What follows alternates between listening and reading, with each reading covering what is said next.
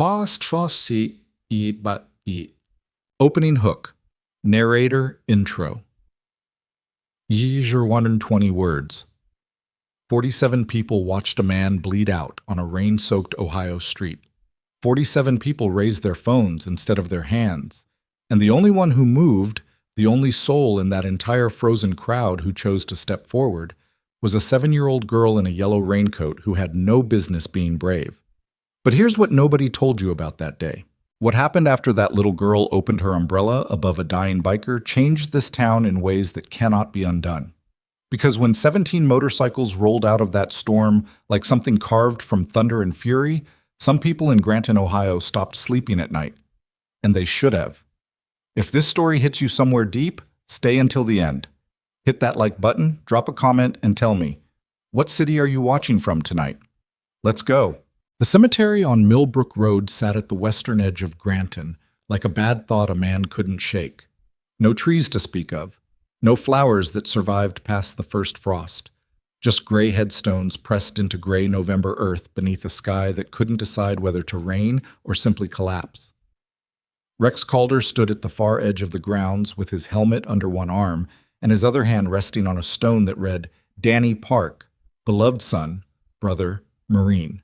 The inscription was already weathering, the letters softening at the edges the way memories do. Rex had picked the words himself.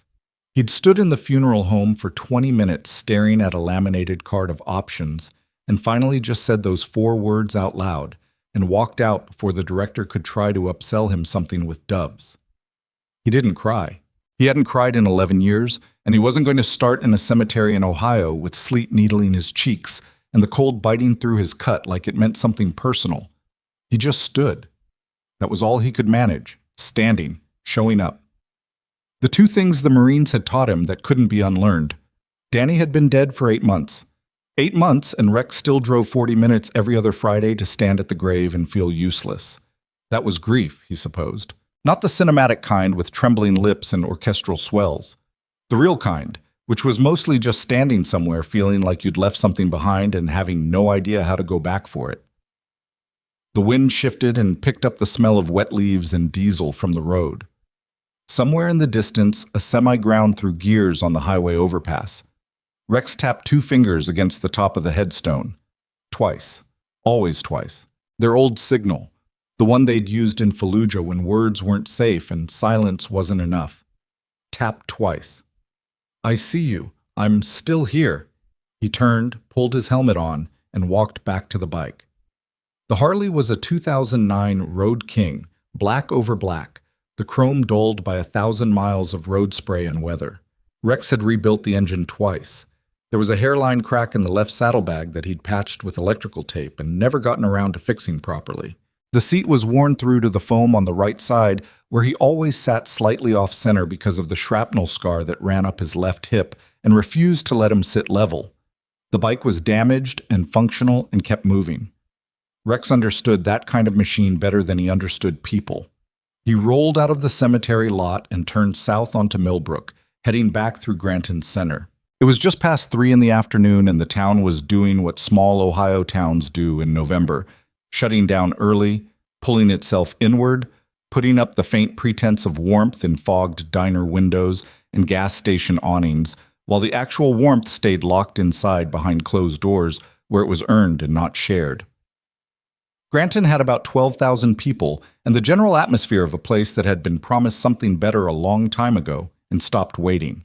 Rex had grown up 20 miles east, in a town even smaller and emptier.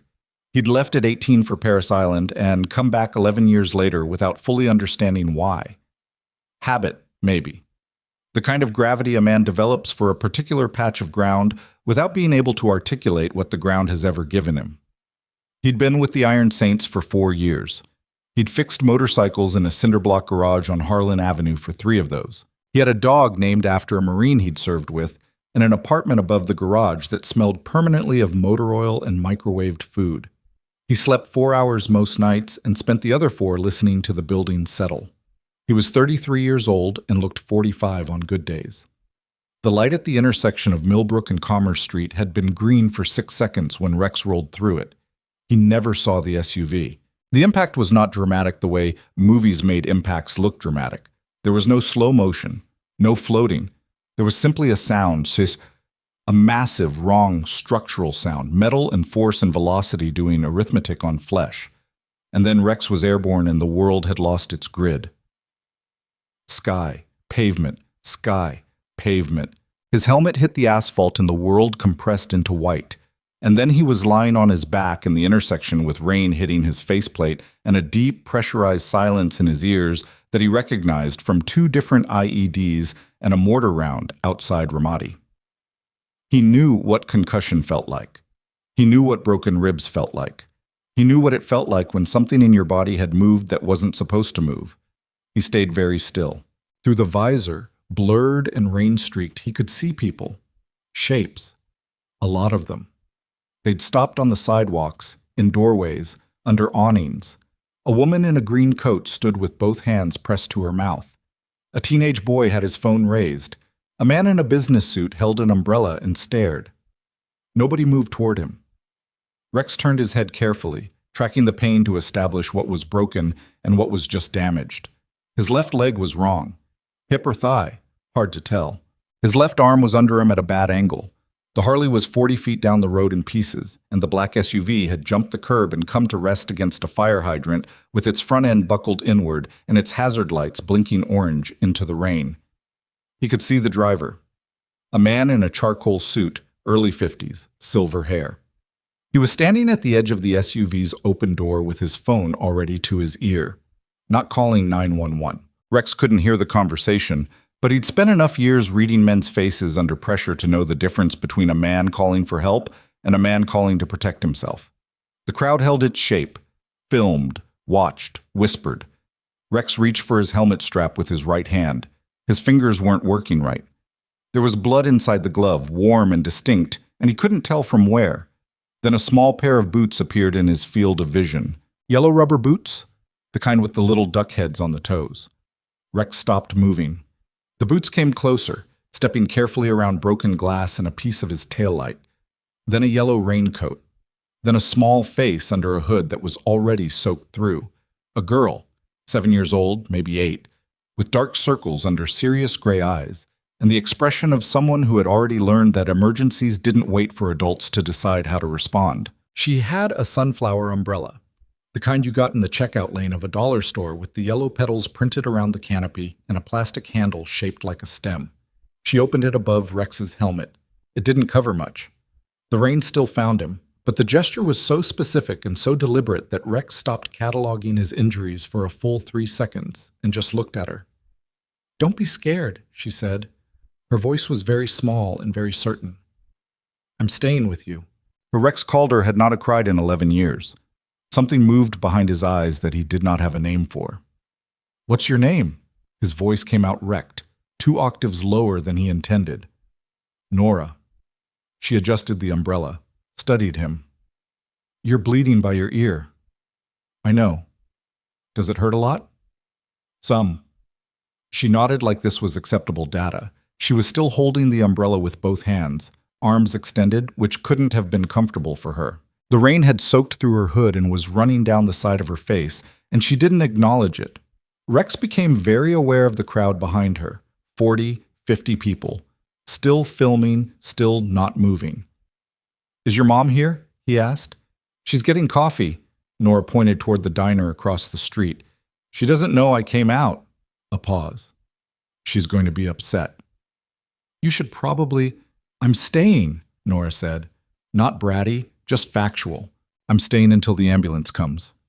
Rex let out a slow, careful breath. Something in his chest had the wrong sound to it, a wet, compressed sound that he didn't examine too closely. "Okay," he said. "Okay," she agreed. Somewhere in the crowd, someone said, loud enough to carry, "Biker probably deserved it." There was a small ripple of reaction, not disagreement. Something closer to agreement by silence, by not protest. Rex heard it. He watched Nora's face to see if she heard it too. She had. Her jaw tightened in a way that was very old for her face. She didn't move. Behind her, across the intersection, Rex could see the silver-haired man still on his phone. A woman had appeared from the passenger side of the SUV, younger, well-dressed, standing with her arms crossed, watching the scene with the expression of someone trying to determine whether they needed to be involved. She pulled out her own phone, started texting. Neither of them had crossed the street. Neither of them had asked if Rex was alive. The hazard lights kept blinking. Orange, orange, orange. Rex's vision was getting soft at the edges. He recognized this too. He'd been here before. The particular tunnel narrowing of a body deciding what it could still afford to power and what it was going to start shutting down. He needed to stay awake. He knew this. He concentrated on the sound of Nora's boots shifting on the wet pavement, the thin rattle of rain against her umbrella, the distant wail of what might have been a siren 3 or 4 blocks away. He pressed his right hand to the ground and felt for his phone in his jacket pocket. His fingers found it. The screen was cracked. He could feel the fracture pattern through his glove, but when he pressed the power button, he felt it vibrate and saw the glow through the broken glass. Enough. He got his thumb to the emergency contact that wasn't 911. A secondary beacon, one press, GPS synced to a group chain. He pressed it. Then he let his arm rest back against the pavement and looked up at Nora. "You know what's weird?" he said. "What?" "I've been in a lot of bad situations." He paused for breath, the wet sound in his chest again. Never had someone bring an umbrella before. Nora considered this. "An umbrella doesn't fix things," she said carefully. "But it's something." Rex thought that might be the most honest thing anyone had said to him in months. The siren was closer now. Not close enough yet, but closer. The crowd hadn't moved. People were still filming. One man, heavy, red jacket, with the look of someone who had an opinion about everything, said to nobody in particular, "These biker types, man, you know they're all..." And then someone else cut him off, and Rex stopped listening because he was working very hard on staying conscious and couldn't afford the distraction. Nora was still there. She'd moved the umbrella slightly to track the wind to keep it better positioned over him. It was a small, precise adjustment, and she'd done it without being asked. Rex had been in the Marines for 11 years. He'd served with people whose courage he'd never doubted, and whose competence had saved his life on 3 occasions he could name, and probably more he couldn't. He'd ridden with the Iron Saints long enough to know what it meant when a person stood their ground, when standing their ground cost them something. He had never in his adult life been more certain of a person's character than he was of Nora Ellis's character in this moment, and she was 7 years old and holding a dollar store umbrella and hadn't flinched once. Something caught in Rex's throat that had nothing to do with his injuries. The diner door across the street burst open. A woman came out at speed, late 20s, dark hair pulled back from a face that was raw with alarm, a paper coffee cup still in one hand that she didn't seem to know she was holding.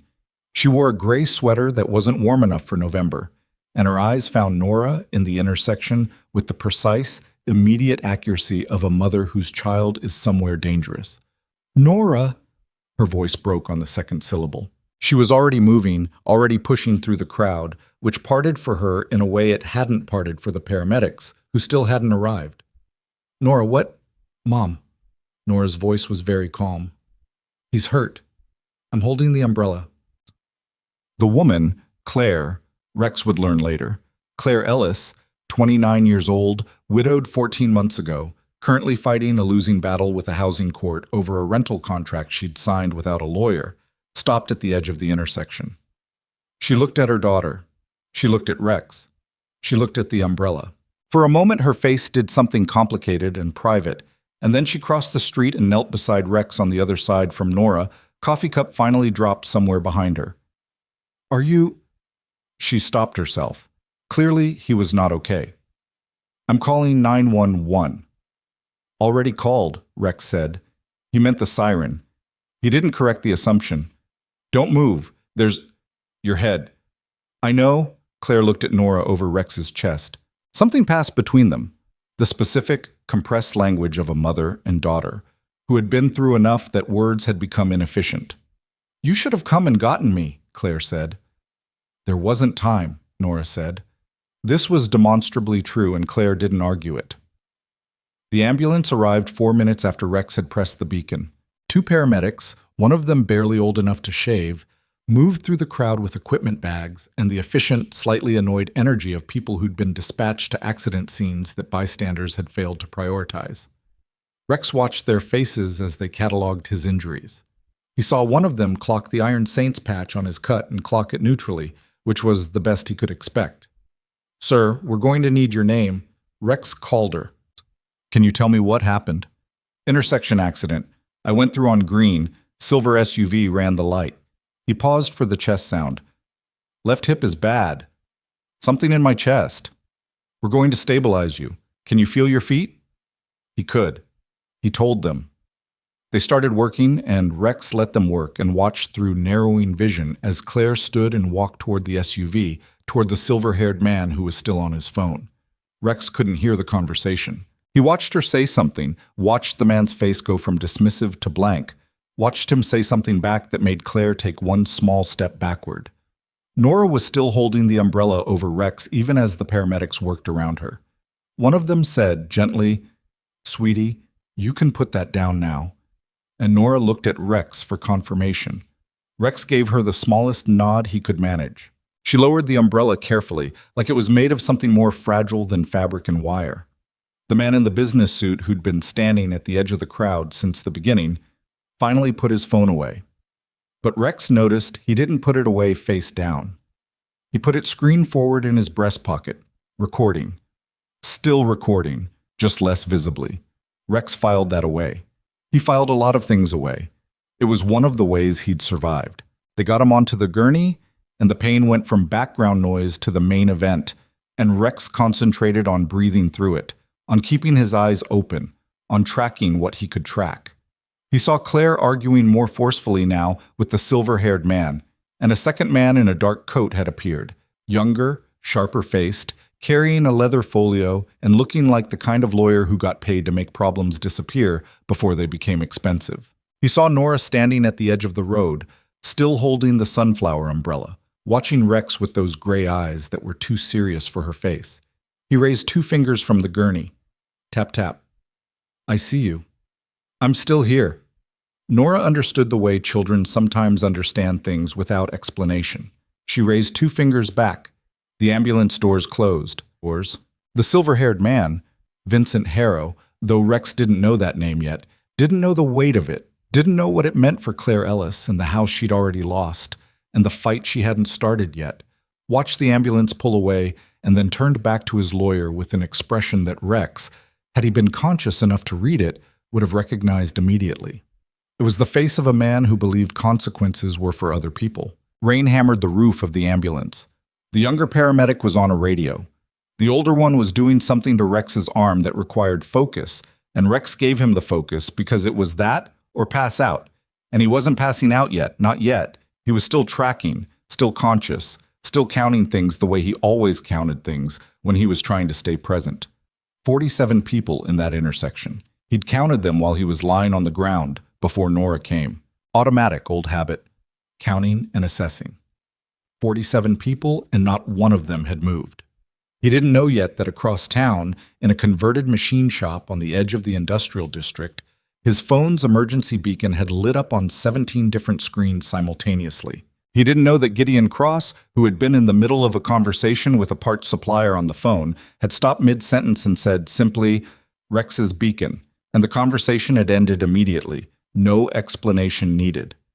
He didn't know that 17 men were already moving.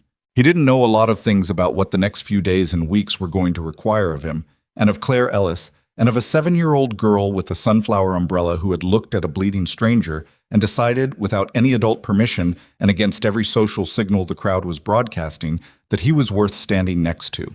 What he knew was this. The rain was loud on the ambulance roof, his chest made the wrong sound when he breathed, and the last clear image behind his eyes was small yellow boots stepping carefully through broken glass. He held that image. He held it all the way to the hospital. The ambulance turned left onto Commerce and then right onto Grant Boulevard, heading for Granton Regional, and behind it the intersection began to clear. The crowd dispersed slowly, phones going back into pockets and purses, people talking about what they'd seen in the compressed, slightly thrilled way of witnesses who know they were part of something without having had to do anything difficult. Claire Ellis stood in the rain holding Nora's hand and watching the ambulance lights disappear. She was thinking about the man in the charcoal suit, about the way he'd looked at her, about the thing he'd said, very quietly, in a tone that required privacy to be a threat. "You'll want to be careful here, Ms. Ellis. You've had enough trouble for 1 year." She'd heard about Vincent Harrow before the contracts. She'd heard his name in the housing authority offices, in the waiting room of legal aid, in the Facebook group for displaced residents of the Millview district. She'd heard it the way you hear a weather report. Information, not warning, not yet warning, not until it was too late. He'd looked at her with the calm of a man who did not believe she had any leverage at all. He might have been right about that. 3 weeks ago, he certainly would have been. Nora tugged her hand. "Is he going to be okay?" Claire looked down at her daughter, at the serious gray eyes, at the wet hair and the soaked yellow raincoat and the stubborn set of her jaw that was her father's jaw exactly. "I think so," she said, which was all she knew. "He tapped his fingers at me," Nora said, "like a signal." "What kind of signal?" Nora thought about it. "Like he was saying he saw me." She looked at where the ambulance lights had been. "I think he doesn't have a lot of people who see him." Claire didn't answer that. She didn't have an answer that would have fit inside the rain and the November cold and the weight of the year they'd both been carrying. They turned to walk back to the diner for Claire's coat and bag, and that was when they both heard it. Not sirens, not traffic. A low sound, coming from somewhere west of the center of town, coming from more than one direction. A sound like distant thunder that didn't stop and didn't vary and kept getting closer. Engines. Claire stopped. Nora turned her face into the wind. The sound grew, deepened, multiplied until it wasn't a sound you heard, but a sound you felt in your sternum and your back teeth. 17 motorcycles turned onto Commerce Street. They came out of the rain like something the storm had grown inside itself. Not fast, no sirens, no urgency performed for spectators, but steady and deliberate, in a loose formation that widened at the intersection to take up the full road without apology. Leather cuts dripping rain, face shields up, engines dropping to a low, patient idle. The crowd that had thinned and dispersed began, slowly, to reform. Different energy this time. The phones came back out, but nobody was talking now. The lead bike, a Softail, older, the kind of machine that had been maintained by someone who understood what maintenance meant, rolled to the center of the intersection and stopped. The rider killed the engine. In the sudden relative quiet, the rain seemed louder. He pulled off his helmet. Gideon Cross was 51 years old and had the face of a man who had made most of his important decisions in places with bad lighting.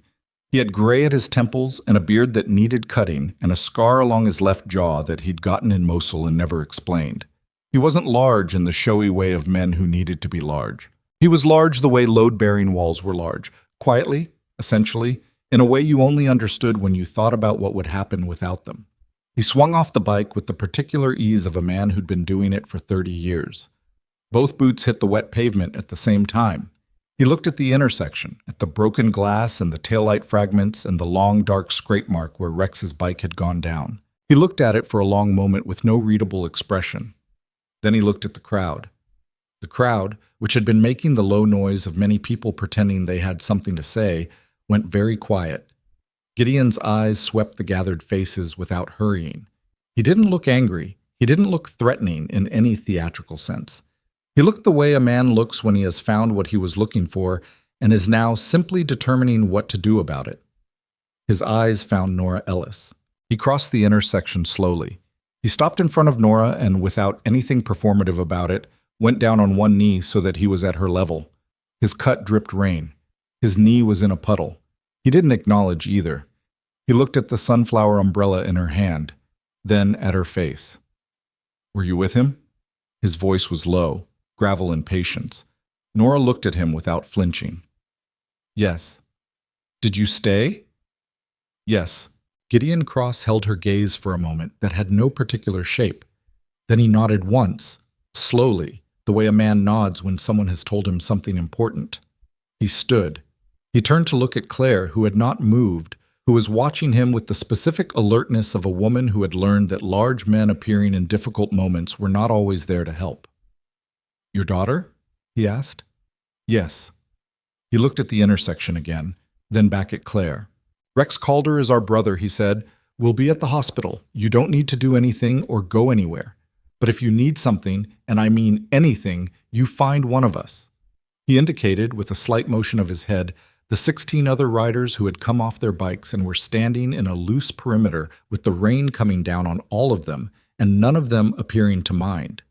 "That's not a request for anything in return. That's just what we do." Claire opened her mouth and then closed it. Gideon had already turned toward the silver SUV. Toward the man with silver hair who was still standing near it with his lawyer, who had gone very still when the motorcycles arrived, who was now experiencing the specific discomfort of a man who had been conducting a transaction in private and found that the terms had changed. Gideon walked toward him unhurried. The lawyer moved slightly in front of Harrow, which was either professional instinct or the most sincere thing the man had done all day. The rain came down. Nora watched, and somewhere in the middle distance, in a direction that wasn't quite the hospital and wasn't quite back toward the industrial district, a camera that belonged to Mason Doyle, a freelance journalist who covered Granton for a regional paper and 3 different websites and hadn't had a real story in 6 months, was recording everything that the other 47 cameras had missed. The angle, the expression on Vincent Harrow's face as Gideon approached, the specific way Harrow's hand moved toward his phone again, and the way his lawyer put a hand on Harrow's arm to stop him. Mason Doyle didn't know what he had yet, but his hands were steady, which was always a good sign. Gideon stopped 3 feet from Vincent Harrow. He didn't speak immediately. He had the patience of a man who understood that silence was a kind of pressure and had learned to use it the way other men used words. Harrow, to his credit, held the gaze for longer than most people managed. He was a man who had sat across from difficult people in difficult rooms for 30 years, and he knew performance when he saw it, and he was telling himself this was performance. He was wrong, but he wouldn't find that out for a while. "My name is Gideon Cross," Gideon said finally. "Rex Calder is my brother." "That intersection," he didn't gesture, didn't need to, "is where I'm going to spend the next few hours making sure every witness says exactly what they saw." Harrow's jaw tightened. "My client is cooperating fully with," the lawyer began. "I'm not talking to you," Gideon said. His voice didn't change volume or register.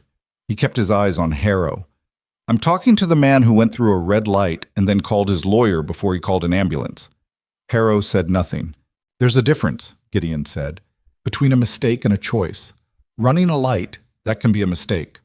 What comes next, that's always a choice." He let that sit for a moment. "I just want you to know that I know the difference, and I'll remember which one you made." He turned and walked back toward the intersection without waiting for a response. The lawyer was already speaking quietly to Harrow.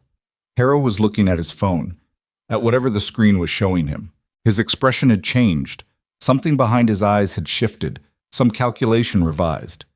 Claire saw it. She saw it the way you see things when you've spent a year watching powerful men decide what they were willing to cost other people. She filed it away. At the intersection, Gideon was speaking quietly with 2 of his brothers, both big, both older, both with the particular stillness of people who had stopped needing to prove anything. One of them pulled out a phone and started making calls. The other walked to what was left of Rex's Harley and stood beside it for a moment. Nora watched all of this with her serious gray eyes. "Mom," she said. "Yeah. Is that man who got hurt going to know what happened after?" She was still looking at the remains of the motorcycle. "That we stayed, that those men came." Claire looked at her daughter. "Yeah," she said. "I think he'll know." Nora nodded. She was quiet for a moment. Then, "Good. I think he needs to know." The rain kept coming. The Iron Saints kept moving through the intersection with the quiet efficiency of people who arrived after catastrophes and refused to behave as if catastrophes were the end of anything. And in a hospital 4 blocks away, Rex Calder was being wheeled into surgery with 2 broken ribs, a fractured hip, a laceration on his scalp that required 11 stitches, and a bruised lung that made every breath feel like an accounting. Costly, limited, counted. The surgical team was competent. The anesthesiologist was thorough. The attending surgeon had done 200 similar procedures. None of them knew what the man on the table was holding on to. None of them knew about tap-tap. None of them knew that while Rex's body went through the work of being repaired, The man who'd put him on that table was standing in a rainy intersection, making calculations about how much this was going to cost him and getting the calculation wrong. The surgery would take 4 hours. The reckoning would take longer. And what Vincent Harrow had not yet understood, what he wouldn't understand until it was far too late to do anything useful about it, was that Mason Doyle's camera had caught something at the moment of impact, something the live streams hadn't caught because they'd started 30 seconds too late and from the wrong angle. It had caught the light. The signal light at Commerce and Millbrook, green for Rex, red for Harrow, unambiguous, irrefutable, and already uploading. The hospital waiting room on the 3rd floor of Granton Regional smelled like burnt coffee and old carpet and the particular kind of human exhaustion that accumulates in rooms where people wait to find out if their lives are going to change. It was 11 minutes past 7 in the evening when the Iron Saints arrived. Not all at once, not in a way that could be called an entrance. They came in 2s and 3s over the span of 20 minutes, boots quiet on the linoleum, helmets carried at their sides, leather cuts dark with rain that hadn't fully dried. They took seats or stood against walls with the economy of men accustomed to long waits in uncomfortable places. A few of them got coffee from the machine in the corner, bad coffee, the kind that tasted like the machine's opinion of the people using it, and drank it without complaint. By 7:30, there were 11 of them in the waiting room. The other 6 were outside. The nursing staff at the 3rd floor desk had been through enough to know when a situation required intervention and when it required patience. The charge nurse, a woman named Darla, who had worked this floor for 19 years and had seen everything at least twice, came out from behind her station, looked at the assembled leather and road-worn faces, and made the calculation that every person in that room was going to be as quiet and cooperative as they appeared. She was right. She went back to her station. Gideon Cross sat in a plastic chair against the far wall with his elbows on his knees and a paper cup of coffee held in both hands, untouched. He'd been sitting that way since 7:22. He wasn't doing anything with his face. He wasn't on his phone. He was just sitting with the stillness of a man who had learned that there was a difference between waiting and wasting, and that most of what people called patience was actually just learning to make the waiting useful. He was thinking about the intersection. He was thinking about the light. To his left, a man named Decker sat with his arms crossed and his head back against the wall, eyes half closed. Decker was 44, had forearms like bridge cable, and had served 2 tours in Iraq as an Army combat medic before a mortar round had ended that career and a bottle had almost ended the rest of it. He'd been sober 6 years. He was thinking about Rex's lung, about what a bruised lung meant over time, about the specific protocol for monitoring pulmonary contusions, and whether the surgical team had left a drain. Nobody had asked him to think about this. He thought about it anyway. To Gideon's right, a younger man named Cass, 26, the newest full patch in the chapter, still carrying some of the hungry energy of someone who hadn't yet figured out which battles to save himself for, was sitting forward with his knee bouncing and his jaw set. 47 people, Cass said quietly. Nobody responded. 47 people, and not one of them. Cass? Gideon's voice was flat. Cass stopped. The knee kept bouncing for another 3 seconds, and then that stopped too. The waiting room had 4 other occupants who were not Iron Saints. An elderly man in a cardigan who was waiting for news about his wife, a young woman with a toddler asleep across her lap, and a man in his mid-30s in a plumber's uniform who kept checking his phone with the expression of someone who'd been here longer than he'd planned. None of them appeared to be bothered by the bikers. Or if they were, they'd decided privately that bothered was not a state they were going to perform in public tonight. At 7:51, a surgeon appeared in the doorway. She was compact, early 40s, with short hair and the slightly removed quality of someone who had just spent several hours doing precise work and was in the process of coming back from that concentrated place to the regular world. She looked at the waiting room with the professional sweep of someone identifying family and then stopped when her survey produced 11 men in leather cuts instead. She looked at Gideon. He stood. "Family?" she asked. "Brother," Gideon said. She held his gaze for a moment. In her experience, the word brother covered a significant range of actual relationships, and she had learned not to interrogate it. "He's out of surgery. The hip fracture was clean. We've stabilized it with hardware. The rib fractures we've left to heal, they're not displaced. The lung contusion is the thing we're watching. It's moderate. could resolve cleanly, could complicate. She paused. He's strong. His baseline health is good, but we're going to want him still for the next 48 hours. Will he know that? Decker asked from across the room. It was a genuine question, not a challenge. The surgeon looked at him. Probably not at first, she said. He's going to fight it. Yeah, Decker said. He will. Can we see him? Gideon asked. 2 at a time. When he's out of recovery, an hour, maybe 90 minutes. She left. Gideon sat back down. He picked up the paper cup and drank the cold coffee in 2 swallows and set the cup on the floor beside his chair. He's going to be pissed, Cass said. Less angry now, more tired. Yeah, Gideon said. He hates hospitals. Everybody hates hospitals. He really hates hospitals. Cass rubbed the back of his neck. After Walter Reed, man. He told me once he can't... He stopped. Anyway, Gideon looked at him. What'd he tell you? Cass shook his head. It was after a few drinks. It wasn't for repeating. Gideon let it go. He didn't push on things people carried. That was one of the few hard rules he had. Outside the hospital, in the parking structure across the street, the other 6 saints had set up something that wasn't quite a vigil and wasn't quite a perimeter. 2 of them were on their bikes, engines off, smoking in the specific unhurried way of men with nowhere they needed to be. One, a man named Trace, who was 53 and had been with the chapter longer than anyone except Gideon, had found a section of wall to lean against and was reading something on his phone with a pair of reading glasses that he pretended he didn't need. The remaining 3 were talking in low voices about the SUV, about the intersection, about what they'd seen. One of them, a man called Bishop, which was not his given name and had nothing to do with anything spiritual, had driven past the intersection twice after they'd left the scene, slow, looking. He'd seen the traffic camera on the signal pole. He'd seen the angle. He came upstairs at 8:15 and found Gideon. Traffic cam, he said, sitting down. I saw it, Gideon said. City footage. We can't get it ourselves. Mason can. Bishop nodded. Mason Doyle's name was not unfamiliar in this room. The Iron Saints had a complicated relationship with journalists the way most people had a complicated relationship with doctors. Resistant on principle, occasionally dependent in practice. Mason had written about the chapter twice.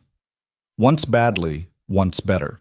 He'd earned a certain amount of credit with the second piece, not because it was flattering, it wasn't particularly, but because it was accurate. Accuracy was something the Saints valued more than flattery. Flattery was cheap and usually wanted something. Accuracy cost something and usually gave something back. He was already filming at the scene, Gideon said. I know, I saw him. You talked to him? Not yet. Do that tomorrow, before he files anything. Gideon thought for a moment. Don't tell him what to write, just tell him what we know and what we want looked at. And if he'll do the right thing or he won't, Gideon said. That's not our department. Bishop left. Cass watched him go and then looked at Gideon with the expression of someone who had a question they were trying to decide whether to ask. Say it, Gideon said. The woman, Claire, and the kid. What about them? You knew her name before I told you, at the scene. Cass kept his voice neutral. You said Ms. Ellis to Harrow. Gideon was quiet for a moment. Harrow's been developing the Millview district, he said. Trace has a cousin who lived there. He told me about it 6 months ago. There were maybe 12 families displaced. He paused. Claire Ellis was one of them. Lost her place through a contract dispute that shouldn't have held up. The housing authority dismissed her appeal last month. Cass absorbed this. So she already knew who Harrow was, he said. She knew exactly who he was. And he knew exactly who she was when he looked at her today. That's why he said what he said. Yes. Cass sat with that for a moment. The knee was bouncing again. That's not an accident anymore. The accident part is. But the rest of it, no, Gideon agreed. The rest of it is something else. He didn't say what the something else was. He didn't need to. Cass was young, but he wasn't stupid, and he'd been around long enough to understand that some situations started as one thing and revealed themselves, under pressure, to be something they'd always been. At 9:40, they let Gideon and Decker into Rex's room. Rex was conscious. Barely. The anesthesia was still in him like weather, moving through, not gone. His left hip was immobilized. He had a pulse ox on his finger and a drain in his side that he'd already tried to adjust once, judging by the tape that had been reapplied.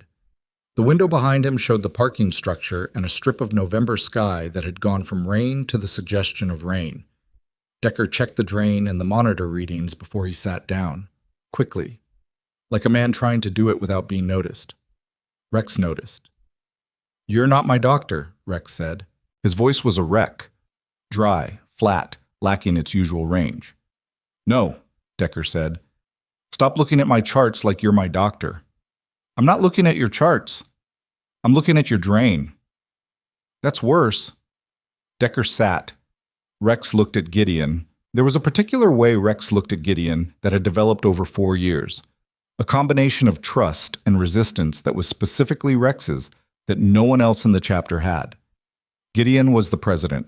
Rex had never fully decided whether he'd have chosen that authority structure if he'd had the option, and he'd never fully hidden that ambivalence. "Tell me about the man in the SUV," Rex said. "Later." "Now." Gideon looked at him. Rex's color was bad, the gray underyellow of a body that had spent several hours in crisis and hadn't fully come back from it. His eyes were clear, though. Whatever else was compromised, his eyes were clear. "Vincent Harrow," Gideon said. "Developer. He's been running redevelopment contracts through Millview for about 3 years. The housing displacement, I know the Millview situation." Claire Ellis was one of the families. Rex was quiet for a moment. The monitor tracked his pulse, steady, elevated slightly. She lost her house to this man. Through a contract that shouldn't have held. Her husband died 14 months ago. She signed things without a lawyer. Harrow's firm exploited the gap. And today, he ran a light and hit me, and then called his lawyer. "Yes." "In front of her?" "Yes." Rex closed his eyes. Not from pain, or not only from pain, from the specific fatigue of a man encountering a situation that is both worse and more connected than he'd initially assessed. "The kid," he said. "Nora," Gideon said. "She okay?" "She's fine. Claire took her home. I got a number." He paused.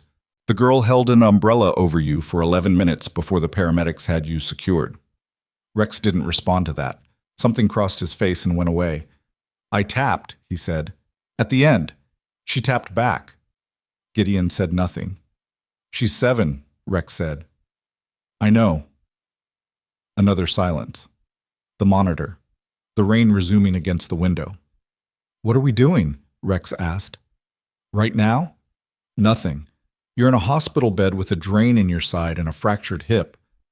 "I mean about Harrow." Gideon leaned forward, elbows on his knees. "We're being careful," he said.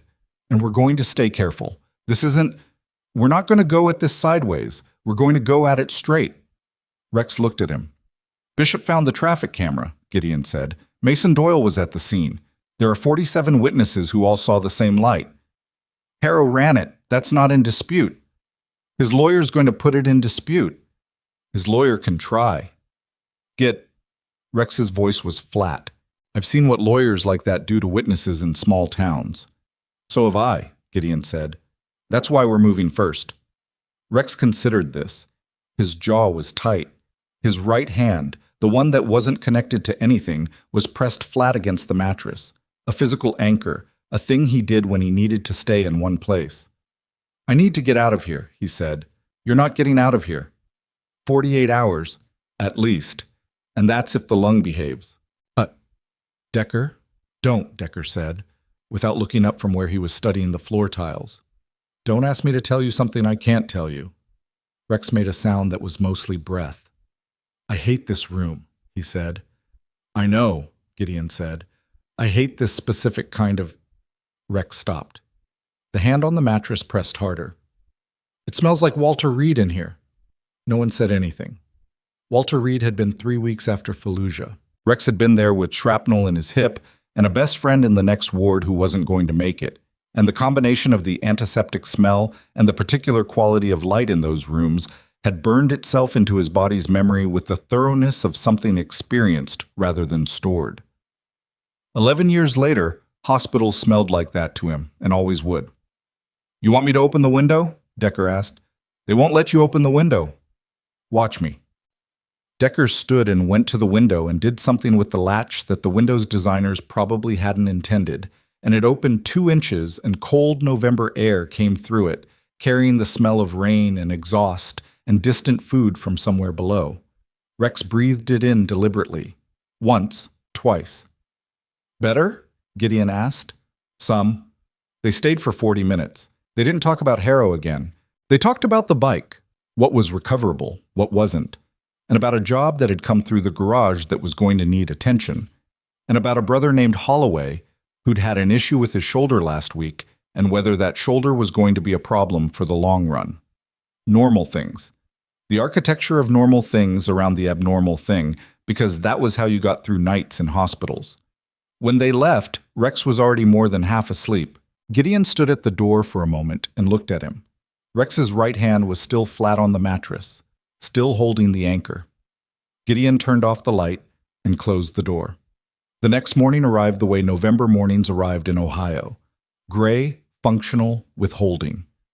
Gideon was at the garage on Harlan Avenue by 7. He'd slept 4 hours in the chair in the waiting room, and he looked it, and he didn't particularly care. The garage was called Calder & Sons Repair, which was ironic given that Rex had no sons and had inherited the name from the previous owner, a man named Tom Calder, who was no relation and had simply been willing to sell cheap 5 years ago. It was a 4-bay cinder block building with a gravel lot and a sign that needed repainting and a coffee maker in the office that was the best thing about the entire operation. 2 of the brothers were already there. Trace, who was always early, sat in the office with his coffee and his phone and his reading glasses. A man called Wick, full name Marcus Wickfield, former Navy, currently responsible for the chapter's finances and whatever else required careful attention to numbers, was at the workbench with a laptop open. Mason called, Trace said. When? Hour ago. He wants to meet. Gideon poured coffee. What kind of meet?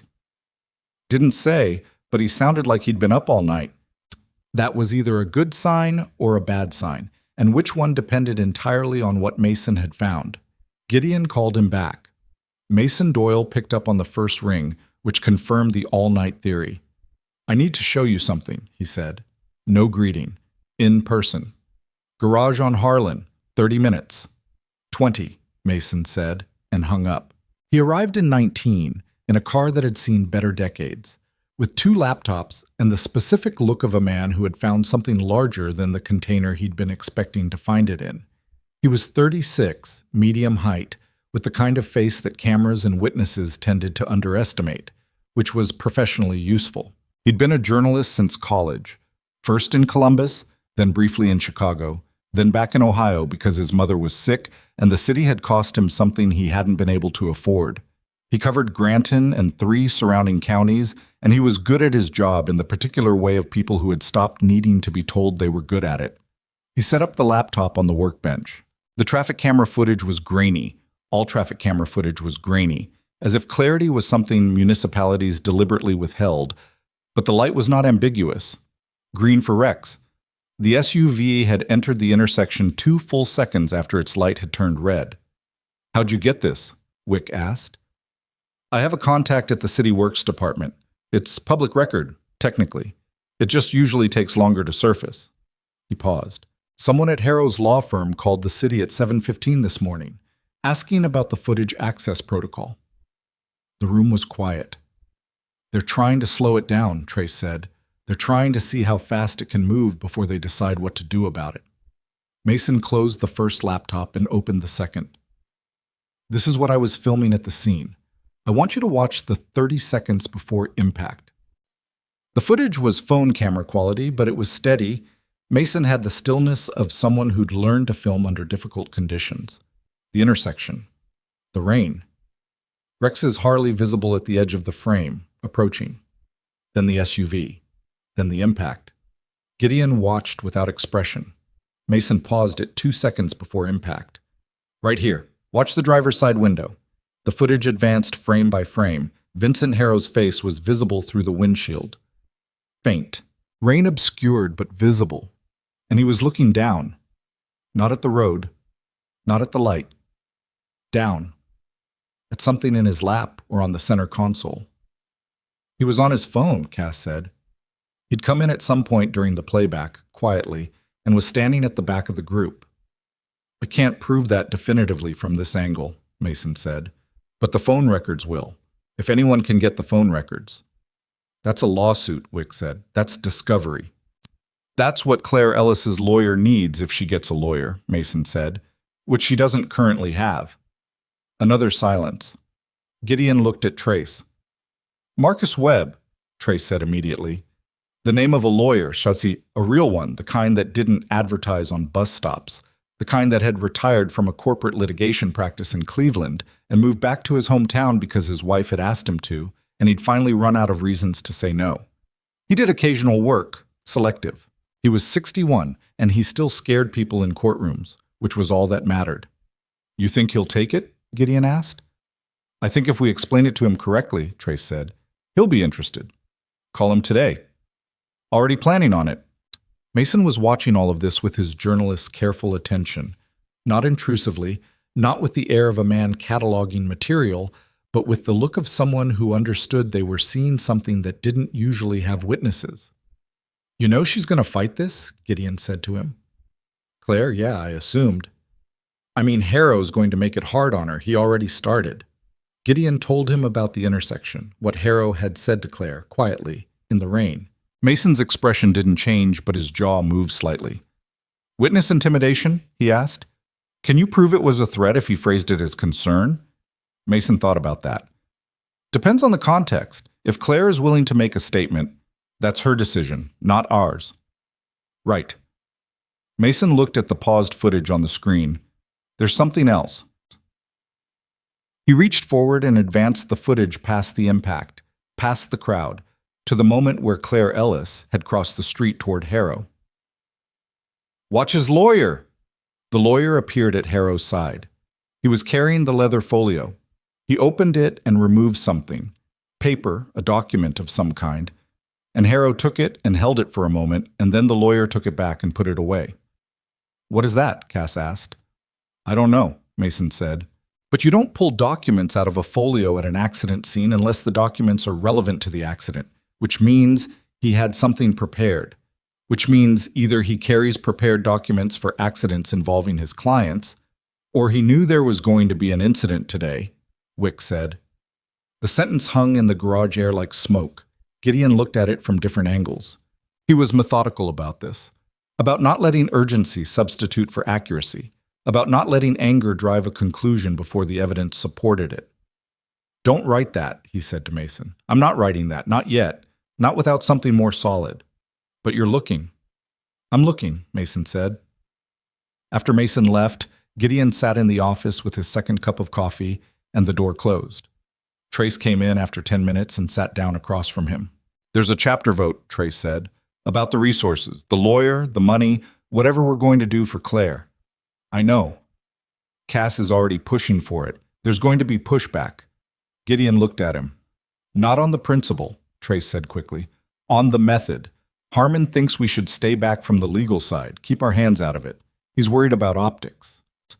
Harmon was 48, had been with the chapter 8 years, ran a contracting business that had been audited once and come out clean, but hadn't enjoyed the experience. He had, as a result, a particular sensitivity about the chapter's relationship with legal processes. Harmon's not wrong to worry, Gideon said. No, but he's wrong about the conclusion. Tell him I said that. You can tell him yourself. Tonight. The vote was scheduled for 7, 6 hours away. In the meantime, there were the rest of Rex's brothers to contact, the man at the garage who needed the job done, a call to Marcus Webb, and whatever the morning was going to produce in terms of Harrow's next move. What it produced at 11:14 was a visit. The man who walked into the garage lot was not Harrow. He was younger than Harrow, maybe 40, with a haircut that cost more than Rex's leather jacket, and a coat that was doing its level best to look casual without quite succeeding. He had the look of a man who was someone else's proxy, the specific combination of confidence and deference that developed in people who were powerful in the presence of more powerful people and needed to perform both simultaneously. He asked for Gideon by name. Gideon came out of the office. The man introduced himself as Derek Park. No relation to Danny Park. Just a coincidence of surname that Gideon noted without visible reaction. He worked, he said, in client relations for Harrow Development. Mr. Harrow wanted to express his concern about yesterday's accident, Derek Park said. He had the practiced neutrality of someone who had delivered many such messages. He understands this is a difficult time for your organization, and The accident or the light, Gideon said. Derek Park paused. I'm sorry? You said accident. I'm asking whether Harrow wants to express concern about the accident or about the fact that he ran a red light and nearly killed one of my brothers. The practiced neutrality held but required more effort. Mr. Harrow is fully cooperating with the investigation. What's in the folder? Gideon asked. Derek Park's face did something brief and controlled. I'm not sure what you're... The lawyer had a leather folio at the scene. He pulled a document and Harrow looked at it. What was it? I really don't have information about that. But you know what I'm talking about. A beat. Fractional. Enough. Mr. Harrow wanted me to convey, Derek Park said, returning to the script, that he's prepared to handle the medical expenses for Mr. Calder's injuries, including any ongoing rehabilitation, as an act of... No, Gideon said. I'm sorry? No, we won't be accepting that. Derek Park looked at him with the expression of someone who had expected this to go differently. Mr. Cross, that's a significant... We're aware of what it is. Gideon's voice was patient. The specific patience of a man who was not confused about what he was looking at. It's a settlement offer without the paperwork. It's Harrow putting money between his client and my brother's legal options before my brother's lawyer gets involved. It's him trying to handle this before it becomes something he can't handle. Derek Park said nothing. You can tell him, Gideon said, that Mr. Calder will be represented, and that Mr. Calder's representation will be reaching out through appropriate channels, and that in the meantime, if anyone connected to Harrow Development makes contact with any witnesses from yesterday's incident, and we're defining contact broadly, including the kind of contact that involves expressing concern in a parking lot or passing along messages through intermediaries, we will know about it, and we will respond to it. He said all of this in the same voice, not loud, not theatrical, the way a man states things that are simply true. Derek Park left. Wick, who had been watching from the garage bay, came to stand beside Gideon. He's going to call Harrow the second he gets to his car, Wick said. Yes. And Harrow's going to know we know about the folder. Yes. And that changes his timeline. Yes, Gideon said. That's why I mentioned it. Wick absorbed this. So we're moving fast now. We were always moving. Now we're visible about it. He went back inside. Call Webb. The chapter vote that evening was held in the back room of the garage, a space that served as meeting room, storage area, and on the occasional hard night, somewhere for a brother to sleep when sleeping somewhere else wasn't an option. There was a long table, folding chairs, a whiteboard with old notes that nobody had erased. The room smelled like oil and concrete and the residual cigarette smoke of 100 previous gatherings. 12 brothers were present. 3 were at the hospital with Rex, rotating in shifts. 2 more were handling chapter business in other towns. Gideon laid it out. All of it? The footage, the folder, Derek Park's visit, Marcus Webb, Mason Doyle's investigation, the connection between Harrow and Claire Ellis. He didn't editorialize. He stated facts and let the room do what rooms do with facts. The first pushback came from Harmon, as expected. We get involved in a legal fight with Harrow Development, Harmon said, and every contractor in this county who does business with them is suddenly not doing business with us. We get involved in the housing case, and we're making enemies with the city planning office. The housing authority? We're already in it, Cass said from across the table. Rex is already in it. The second that SUV hit him, we were in it. Rex's accident is one thing, Rex's lawsuit, sure, but the woman's name is Claire Ellis, Cass said. His voice was tight. And her kid is the one who held an umbrella over Rex for 11 minutes while 47 adults filmed on their phones. I know that. Then say her name. Harmon's jaw set. He wasn't a cruel man. He was a careful man who had learned that careful men survived longer, and he had not yet been shown a reason to update that calculus. Claire Ellis, he said deliberately, And I'm not saying we abandon her. I'm saying we think about exposure. We always think about exposure, Trace said. We're thinking about it right now. That's the vote. The vote, resources, legal funding, labor hours, whatever else the situation required, for Claire Ellis's fight against Harrow development. It required a supermajority, 9 of 12. Gideon didn't speak during the debate. He sat at the head of the table and let his brothers say what they needed to say, which was part of the job. The job was not to decide for them. The job was to make sure the decision was made correctly, and sometimes that just meant waiting. Harmon voted no. 2 others voted no. 9 voted yes. Gideon noted the numbers without comment. The 3 no votes were not wrong about the risks. They were wrong about the weight. But he didn't say that because they'd be back at this table for other votes on other nights, and he needed everyone here to trust the process, not just the outcome. After the vote, the room broke into smaller conversations. Gideon stepped out the back door into the cold and lit a cigarette, the first one he'd had since yesterday afternoon. He smoked it slowly, looking at the strip of sky above the roofline that was finally clearing, finally showing a few stars through the November thinning. Bishop appeared beside him. Webb said yes, Bishop said. He'll meet with Claire Ellis tomorrow if she's willing. She'll be willing. You know that for sure? Gideon drew on the cigarette. She's been trying to fight Harrow for 3 months with no tools. Now she has a tool. He exhaled. Yeah, she'll be willing. Bishop nodded. There's something else. Say it. Trace's cousin, the one who got displaced from Millview. He says 2 other families from that development signed contracts with the same gaps that Claire did. Same boilerplate, same attorney on Harrow's side, same result. Gideon turned to look at him. So it's a pattern, Gideon said. It's a pattern, Bishop confirmed, which means it wasn't negligence, it was method. The cigarette had burned most of the way down. Gideon dropped it and pressed it under his boot. Webb needs to know that, he said. I'll tell him in the morning. Gideon went back inside. The meeting was winding down, brothers heading out to their bikes, the ordinary sounds of an evening ending, boots on concrete, engines starting in the lot, the clatter of folding chairs being stacked. He went to the corner of the room where Wick was still at the table, laptop open. What are you looking at? Gideon asked.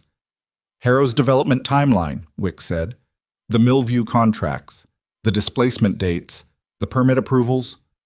He turned the laptop so Gideon could see. The permits for the Millview redevelopment were approved 3 months faster than the standard timeline for projects of that size. Which means somebody at the planning office was expediting. Wick paused. I don't know who yet, but it's in the records. It's there. Gideon looked at the screen for a long moment. What had started yesterday as a biker on the ground in an intersection was becoming something considerably larger and considerably more deliberate. This was not an accident that had collided with a separate story. This was one story. It had always been one story. The SUV through the red light and the family displaced from their home by a predatory contract and the planning office fast-tracking permits. These were not separate events that happened to involve the same man. They were the operations of a system, and the system was about to become visible. His phone buzzed. He looked at it. A message from the number he'd logged as Claire Ellis. 4 words. He came to my door. Gideon was already moving before the next message came through, already reaching for his jacket, already calculating which brothers were still in the lot and which bikes were still running. The second message arrived as he pushed out the back door. He said if I talked to anyone, he would make sure my daughter and I were on the street by Christmas. The cold air hit him, and he kept moving, and behind him the door banged shut, and Cass, who had been right behind him without needing to be asked, said simply, "What?" Harrow went to her house, Gideon said. Cass went still. Tonight, Gideon said, while we were voting. He looked at Cass, and the expression on both their faces was the same. Not rage, which was too loud and too expensive for what this required, but something colder and more precise. The specific emotion of men who understood that a line had just been crossed that could not be uncrossed. Because whatever this had been before, accident, legal matter, chapter vote, investigative journalism, it was none of those things anymore. A man had stood at the door of a 29-year-old widow and her 7-year-old daughter and threatened them in the dark. That was what it was now, and the Iron Saints had a very clear... Gideon was in the truck before the lot finished emptying. Cass took the passenger seat without being invited. Bishop followed in his own vehicle. Two other brothers, Trace and a man called Reeves, who had been on his way home when the message came through, turned their bikes around in the street and fell in behind. Nobody discussed the formation. It assembled the way things assembled when men had been doing this long enough that urgency had its own grammar. Claire Ellis lived on Dunmore Street, 11 minutes from the garage. Gideon made it in 8. He pulled to the curb 2 houses down. Habit, not stealth, the automatic caution of a man who had learned not to arrive loudly at situations he hadn't fully assessed yet. And looked at the house. Small house, rental, porch light on. A child's bicycle locked to the porch railing, one window lit on the ground floor, the kind of light that came from a lamp, warm and specific. The street was quiet and wet, and the only car parked directly in front of the house that didn't belong was a black Escalade, engine running, still running. Gideon looked at it for 1 second, 2. Then he got out of the truck. He walked to the driver's side of the Escalade and knocked on the window with 2 knuckles. Not hard.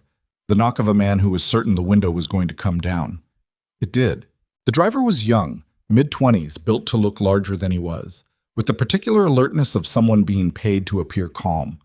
He looked at Gideon, and then at the 4 motorcycles that had settled along the curb behind the truck, and then back at Gideon. "You work for Harrow?" Gideon asked. The driver said nothing. "I'm going to take that as yes. Tell whoever sent you that we're here now, and that the next time anyone connected to Harrow Development Parks outside this address, for any reason, we'll be having a different conversation." He paused. "You can stay until you get that message sent.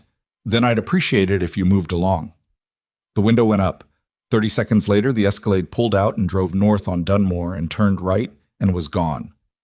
Gideon went to the porch and knocked. Claire opened the door with the chain on first, good instinct, and then saw who it was and closed it briefly to take the chain off and opened it fully. She was wearing the same gray sweater from the afternoon. Her hair was still damp.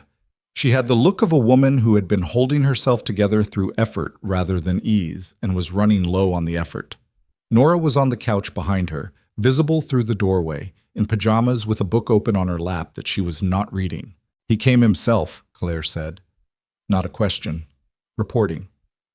"Harrow. Half an hour ago. He didn't come in. He stood on the porch." She looked at a point somewhere past Gideon's shoulder. "He was very polite about it. That was the part that was..." She stopped. "He was very polite." "What exactly did he say?" She said it back to him, word for word, with the flat accuracy of someone who had memorized it because they understood that precision was going to matter later. Gideon listened to all of it without interruption. When she finished, he said, "Did he touch you or Nora?" "No." "Did he produce anything in writing?" "No." "Good. That means he's still deciding how far he wants to go, which means we have a window." He looked at her steadily. "I want you to write down exactly what you told me, right now, tonight. Date it, time it, sign it. Keep 1 copy and give 1 copy to Marcus Webb when you meet him tomorrow." "Who's Marcus Webb?" "Your lawyer. As of tomorrow morning." Claire looked at him with the expression of someone recalibrating. "I can't afford a... He's not charging you." The silence that followed was a particular kind. The silence of a person encountering generosity in the middle of a crisis and not knowing how to metabolize it without it breaking something. "Why?" she asked. Gideon thought about how to answer that. He thought about Rex on the gurney, about Nora's boots on wet asphalt, about the folder the lawyer had produced at the scene, about the fast-tracked permits and the duplicate contracts and the system that had been methodically eating through the lives of 12 families while the city watched and noted and did nothing. "Because it's right," he said, which was insufficient and also exactly sufficient. Claire held his gaze for a moment. Then she nodded once, a small, private, decisive nod. "Okay," she said. He gave her Webb's number. He told her about the 3 other families, about the pattern Trace's cousin had identified, about what that meant for her case and for the cases that could be built adjacent to it. He told her none of it was guaranteed. He told her the only thing that was certain was that Harrow was now scared enough to come to her door personally, and scared men with lawyers were dangerous, but they were also exposed. He did not tell her about the folder from the scene. Not yet. That was still a question without an answer, and he didn't deal in questions without answers when the person listening needed certainty. He left Trace outside in his truck and drove back to the garage. It was 10:47 when Wick called. Gideon was at the workbench with Bishop and Cass, looking at the development timeline that Wick had been building all evening, the permits and the dates and the names of the planning office officials who'd approved the fast-tracked applications. He picked up on the second ring. "The folder," Wick said. "I know what was in it." Gideon went still. "I called a contact at the county recorder's office. The recording filings from yesterday afternoon. Harrow's firm submitted a property transfer document at 4:52 p.m., 41 minutes after the accident." The garage was very quiet. "What property?" Gideon asked. "A parcel in the Millview district, the last undeveloped one. It's been in a holding dispute for 8 months because the previous owner died without a clear heir and the estate's been tied up in probate." Wick paused. "The transfer was submitted as a completed sale, but the estate attorney has no record of authorizing it. I talked to him 20 minutes ago. He's been trying to reach Harrow's firm since yesterday and nobody's called him back." Gideon looked at the permit timeline on the laptop screen. "He forged a property transfer," Bishop said slowly. "Not a question. Or someone at his firm did. Or someone with access to the estate documents did. But it was filed 41 minutes after Harrow ran a red light and left a man in an intersection." Wick's voice was careful, controlled. "That's not a coincidence. That's a man who thought the police were going to arrest him and wanted to get the filing in before he lost access." "He thought he was going to be arrested," Cass said. "He thought the accident was serious enough that there might be an immediate criminal charge. So before the call came, he filed." Wick paused again. "Which means the document was already prepared. It was ready to go. He had it on him. The folder. The leather folio. The document Derek Park had claimed not to know about." Gideon sat down slowly on the edge of the workbench stool. A man had run a red light. That was the incident. That was what they'd been treating as the incident. And underneath that incident, already prepared, already in motion, was a fraudulent property transfer that predated the accident and had been waiting for the right moment, or the right crisis, to be filed. "He wasn't just negligent," Gideon said. "No," Wick said. "The accident gave him cover, or he thought it did. He thought if he was going to be arrested, that was the moment to file, because once he was in legal proceedings, everything would be locked." "That's my read," Wick said. "But Gideon—" He stopped. "Say it." "The estate attorney. The one trying to reach Harrow's firm." A pause. "His name is Peter Langley. He has an office on Commerce Street, 2 blocks from the intersection. The intersection where Rex had been hit." Gideon pressed 2 fingers against the edge of the workbench. Tap, tap. An unconscious echo of something he'd seen on Rex's face when Decker had described it. "Langley's office," he said. "Was that where Harrow was going?" "I don't know, but it's the direction he came from." Bishop and Cass were watching him. The garage felt suddenly smaller. The single overhead light in the work area cast everything in the specific yellow of spaces where important things were being understood too late to prevent them. "He was coming from Langley's office," Gideon said. It wasn't a question. He was organizing it aloud, working it the way he worked everything, methodically, without rushing the shape of it. He'd been to see Langley, tried to get the transfer authorized. Langley refused, or Harrow didn't even ask. Maybe he just knew Langley would refuse. So he already had the document forged and he was driving back with it, planning to file it in the morning. He ran the light because he was on his phone. He paused, managing it, coordinating with his lawyer about when to file, and then he hit Rex and he thought a criminal charge was coming, so he told the lawyer to file immediately. Nobody spoke. "It was in motion before the accident," Cass said. "The fraud was already happening." "Yes. And Rex getting hit just accelerated it." "So Rex is—" Cass stopped. His face had gone through something complicated. "Rex is in a hospital bed because this man was on the phone committing fraud." "Potentially. That's what the phone records will show or won't show." Gideon stood. "We need Mason. Tonight." "It's almost 11, Bishop said. "I know what time it is." He called Mason and Mason answered on the second ring again, and Gideon told him to come to the garage. Mason asked no questions. He arrived in 14 minutes with both laptops and the look of a man whose night had not been going well and who is now, unexpectedly, going worse. Gideon told him about the property transfer, about Langley, about the timeline. Mason listened with absolute stillness, which was how Gideon knew it was landing correctly. Mason had the journalist's tell of going completely still when something was big enough to require the full bandwidth of his attention. When Gideon finished, Mason sat for a long moment with his hands flat on the closed laptop. "I need to talk to Langley," he said. "You need to be careful about how you talk to him," Gideon said. "If Harrow knows that Langley has talked to us, and then Langley talks to a journalist—" "I know," Mason said. "I know how to protect a source. This is different. This isn't a source with a whistleblower situation. This is a man who might be in Harrow's way, and we've just established that Harrow is willing to move fast when he feels cornered." Mason looked at him. "How fast?" Mason asked. "Fast enough to file a forged document 41 minutes after a car accident while his victim was still in the intersection." The room was silent. "Okay," Mason said quietly. "I hear you." He left. It was past midnight. Gideon told Cass and Bishop to go home. They went, reluctantly, in the way of men who knew they were being managed and accepted it because they trusted the management. He stayed at the garage. He made a third cup of coffee that he didn't drink, and he stood at the workbench looking at the permit timeline and thinking about chains. The way things connected. The way Harrow's operation worked, not as a series of separate decisions, but as a system with internal logic, with momentum. Predatory contracts to displace families. Fast-tracked permits to develop the cleared land. A forged transfer for the last holdout parcel. And somewhere in the chain, someone inside city government who was either complicit or being bought. He was still standing there at 1:17 a.m. when his phone rang. The number was Granton Regional Hospital. He answered. It was Decker. "Rex pulled his drain," Decker said. Gideon closed his eyes briefly. "How bad?" "Not bad. He didn't get far. Night nurse caught it." A pause. "He was trying to get out of bed." "What happened?"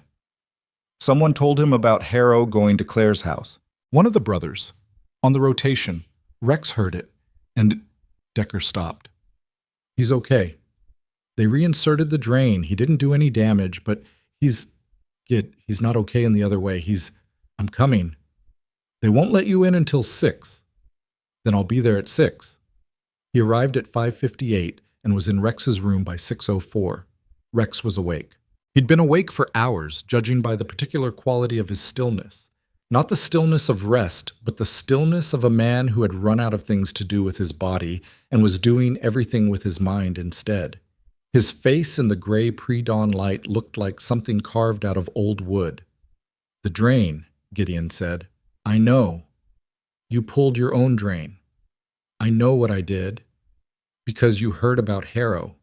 Rex turned his head and looked at the window. His jaw was working. "She's alone over there," he said. "Her and the kid. And this man? Trace was outside all night." Rex looked back at him. "All night?" "He's still there." Something shifted in Rex's expression. The specific relief of someone who'd been carrying a weight in the dark and found, in the morning, that someone else had taken part of it. "The drain," Rex said again, quieter this time. "That was stupid." "Yeah. He stopped. His right hand was flat on the mattress. "I keep seeing her boots," he said. Gideon didn't ask which her. They both knew which her. "Yellow boots," Rex said. "Duck heads on the toes. Standing in broken glass and rain because some 7-year-old kid decided I was worth standing next to." He was quiet. "And now her mother's alone in a rental house while the man who put me in this bed is parking outside and making threats. He won't do it again." "You can't guarantee that." "No," Gideon said, "but I can make it costly enough that he decides it's not worth it." Rex looked at him. "What did you find?" Gideon told him. All of it. The property transfer, Langley, the forged document, the fast-tracked permits, the pattern across 12 families, the planning office connection that Wick hadn't traced fully yet. He told it the way he'd told it to Mason, without editorializing, letting the facts assemble their own case. Rex listened without moving. When Gideon finished, the room was very quiet. The monitor tracked Rex's pulse. It was elevated, not dangerously, but elevated. "He had the document in the car," Rex said. "When he hit me." "Yes. He was on the phone filing fraud while he ran the light that put me here." "That's the working theory. The phone records will confirm or—" "That's what happened," Rex said. His voice was flat. "That's exactly what happened." He looked at the ceiling for a long moment. Something was moving behind his eyes that Gideon had only seen once before, in Fallujah, when Rex had understood the full scope of an ambush while it was still happening, and the understanding hadn't made him afraid. It had made him very, very clear. "The planning office," Rex said. "Who approved the permits?" "Wick is still, I know someone," Rex said. Gideon went still. "A woman named Denise Farrow. She works at the planning office, has for 12 years. She used to date a guy in my unit before he deployed and didn't come back. She and I—" Rex stopped. "We talked once in a while, at the VFW. She told me about 8 months ago that there was pressure from above to expedite certain permits. She said she didn't like it. She said she'd been asked to sign off on things that hadn't gone through the full review." Gideon's hands were very still on the chair armrests. "She came to you?" he asked. "She came to the bar at the VFW and she drank 2 beers, and she told me she was worried and she didn't know who to talk to." Rex's voice was careful. "And I told her I wasn't the right person for it. I told her to find a lawyer or go to the county inspector's office." And I never followed up." Rex looked at him. "I never followed up because I had 17 other things, and I thought she was overstating it, and He stopped. "I didn't follow up." The weight of this sat between them, not accusation. Gideon didn't do accusation, not in hospital rooms, not with injured men at 6 in the morning, but the weight was there regardless, real and specific, and Rex wasn't trying to deflect it. "She's still at the planning office?" Gideon asked. "I don't know." "Is she safe?" Rex looked at him. That was the question. That was exactly the question that had just arrived in the room and changed the shape of everything. Because if Denise Farrow had told Rex 8 months ago that she was being pressured to sign off on things that hadn't gone through proper review, and if she was still at the planning office now, and if Harrow was the kind of man who filed forged documents in the 41 minutes of chaos following a car accident, then Denise Farrow was not a witness. She was a liability. And Harrow was now scared. "Call her," Gideon said. "My phone got destroyed in the accident. I don't have her number." VFW. "They won't give out member information." "Who runs the VFW?" "A man named Carl Briggs. He knew Danny Park." Gideon stood. He was already calculating. Carl Briggs? The VFW. The number. How fast he could move before Harrow's people moved first. Whether they'd already moved. Whether Denise Farrow had come into work this morning or not shown up, and what the difference meant. "I'll find her," Gideon said. "Gideon," Rex's voice stopped him at the door. "If Harrow knows she talked, if he's known for 8 months that there was someone inside his operation who was uncomfortable, I know, then this isn't just fraud and a car accident anymore." "I know, Rex. This is someone who's been systematically removing obstacles." The flat voice, the clear eyes. "Claire Ellis lost her house. 12 families got displaced. And one person inside the machine told me she was scared and I sent her back and never checked on her." Gideon held his gaze. "Find her today," Rex said. "Yes." "And Gid." A pause. The hand flat on the mattress. Tap, tap. Not the signal. Just pressure. Just anchoring. "Whatever Harrow has been building, it's bigger than we thought. And if Mason publishes too early, if we move on the fraud before we know who else is in it, we might—" "I know. We might warn someone we don't know to warn yet." "I know," Gideon said. "We're not moving until we know the shape of it." He left. In the corridor he stopped and stood for a moment with his back against the wall and his eyes closed.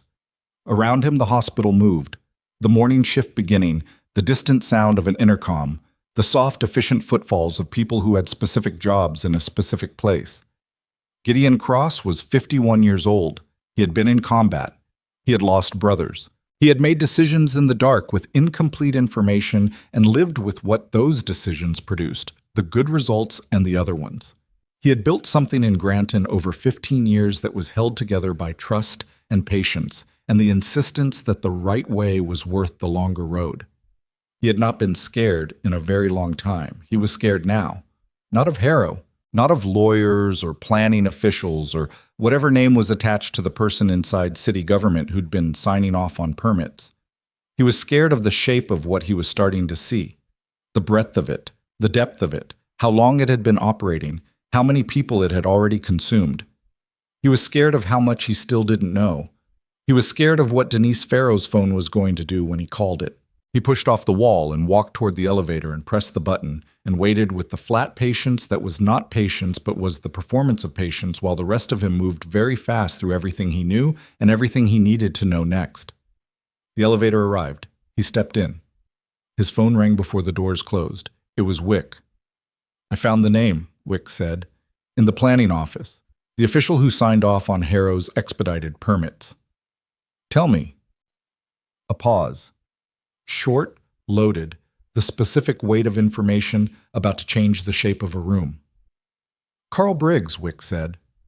The elevator doors closed. The man who ran the VFW, the man who had known Danny Park, the man whose name Rex had just given Gideon as the way to reach Denise Farrow, the man who was the only path to the woman who might be the only witness. Gideon stood in the elevator with the doors closed, and Wick's voice in his ear, and the specific sensation of a floor dropping out from under something he'd believed was solid. Carl Briggs. He let the name sit for 3 seconds. Let it do what it needed to do to his understanding of the last 18 hours, the last week, the last 8 months, whatever the actual perimeter of this thing was. "You're certain," he said. 3 signatures, Wick said, on 3 separate permit applications, all expedited, all Harrow's projects. Carl Briggs, Assistant Director of Planning, Granton Municipal. A pause. "He's been in that office for 9 years. And at the VFW. "What?" "He runs the VFDW on Clement Street." Gideon's voice was flat. "Rex just told me. Carl Briggs runs the VFW. He's the contact Rex gave me to reach Denise Farrow." Wick was quiet for a moment that had a specific texture. "So Briggs is the connection between Harrow's planning approvals and the VFW membership that Denise Farrow belongs to," Wick said slowly. "Which means Briggs may know Denise talked. If she talked at the VFW, she talked to Rex at the VFW bar 8 months ago in a room that Carl Briggs runs." The elevator had stopped. Gideon didn't know what floor. He pressed the door open button and stood there in the gap between the open doors and the corridor. "Find out if Denise Farrow came into work today," he said. "Call the planning office main line. Don't say who you are. Ask for her by name." He heard Wick moving, heard the sound of a phone being dialed on speaker, heard a brief exchange, a receptionist, a hold tone, another exchange. And then Wick came back. "She called in sick," Wick said. "Apparently she hasn't been in since Monday. Today was Thursday, 4 days." "Is there an address?" Gideon asked. "I'm looking." Keyboard sounds. "Westfield Apartments, 4400 Gorman Road, Unit 14. Gideon stepped out of the elevator. "Send it to Bishop. Tell him to go now. Not fast, quiet. And tell him if there's a car outside that doesn't belong to her or a neighbor, he needs to call me before he knocks." Done. "And Wick, Carl Briggs. Where is he right now?" "I don't know." "Find out." He hung up and stood in the hospital corridor for a moment with his phone in his hand and the sounds of the morning ward around him. A cart being wheeled, a door opening somewhere, the intercom calling a doctor's name in the particular flat tone that hospitals used for everything regardless of urgency. He went back to Rex's room. Rex read his face from across the room. "What happened?" Rex said. Not a question. "Carl Briggs signed the permits." Rex stared at him. 3 signatures. 3 Harrow projects. Briggs has been in the planning office 9 years and at the VFW since before I joined, Rex said. His voice had gone somewhere very quiet. "He was there when Danny and I started going. He knew us both." He looked at the window. "He was at Danny's funeral." Gideon said nothing. Rex's right hand was flat on the mattress, pressing, the tendons visible under the skin. "Denise told me in that bar," Rex said. She sat 3 feet from Carl Briggs's office and told me she was being pressured to sign off on things that hadn't gone through review, and Briggs was the one pressuring her. Probably. And then she went back in Monday and something... He stopped. Is she okay? Bishop's going to her apartment now. If Briggs knows she talked to me, Rex, I need you to stay here. I know I need to stay here. His voice cracked once, sharp and brief, like something under compression. I know that. I'm telling you, she came to me because she was scared, and I sent her back and I didn't... You couldn't have known what it was. I knew enough. He looked at Gideon with eyes that had gone very dark. I knew enough to know a scared person was telling me something real, and I chose not to follow up. And now she's been out of work for 4 days, and Carl Briggs is answering his phone and Harrow's filing forged documents. He stopped himself, deliberately, a man applying a brake. What do you need from me? A name. Is there anyone else Denise might have talked to? Anyone at the VFW? At work? Anyone she trusted? Rex thought. She mentioned a sister once, in Akron, I think. He thought harder. A woman from her office. They had lunch sometimes. I don't know her name. Anything else about Briggs? Anything she said? Anything you noticed? Rex was quiet for a moment, dragging 8 months of peripheral memory into focus. She said the pressure came from above her. That it felt, she used the word organized. She said it felt organized, not like one person asking a favor, like a system. It is a system, Gideon said. His phone buzzed. Bishop. He stepped into the corridor. She's here, Bishop said. His voice was low and careful. She answered the door. She's okay, but Gid, she looks like someone who hasn't slept in 4 days. She's scared. Real scared. Is she alone? Yes. Keep her there. Don't let her leave and don't let anyone in. I'm 20 minutes out. He went back to the door of Rex's room. Rex was watching him. She's okay, Gideon said. Rex let out a breath that he'd been holding since the elevator. Go, Rex said. Do what you need to do. Gideon went. He made the drive to Gorman Road in 18 minutes with 2 brothers on bikes behind him. Cass and Reeves, who had apparently not gone home when told, and were not apologizing for it. He parked in the lot of the Westfield Apartments and went up the exterior stairs to Unit 14, and Bishop let him in. Denise Farrow was 41, with dark hair that was unwashed and the specific pallor of a person who had been afraid indoors for several days. She was sitting at her kitchen table with a mug of something that had gone cold and her hands wrapped around it anyway. She looked at Gideon when he came in, and then at Cass behind him, and then back at Gideon with the expression of someone who had already decided that whatever happened next could not be worse than the 4 days she'd just spent. Rex Calder sent you, she said. Rex is in the hospital, Gideon said. Vincent Harrow's SUV put him there 2 days ago. Something moved through Denise's face. Not surprise, something grimmer than surprise. Sit down, she said. I'll tell you everything.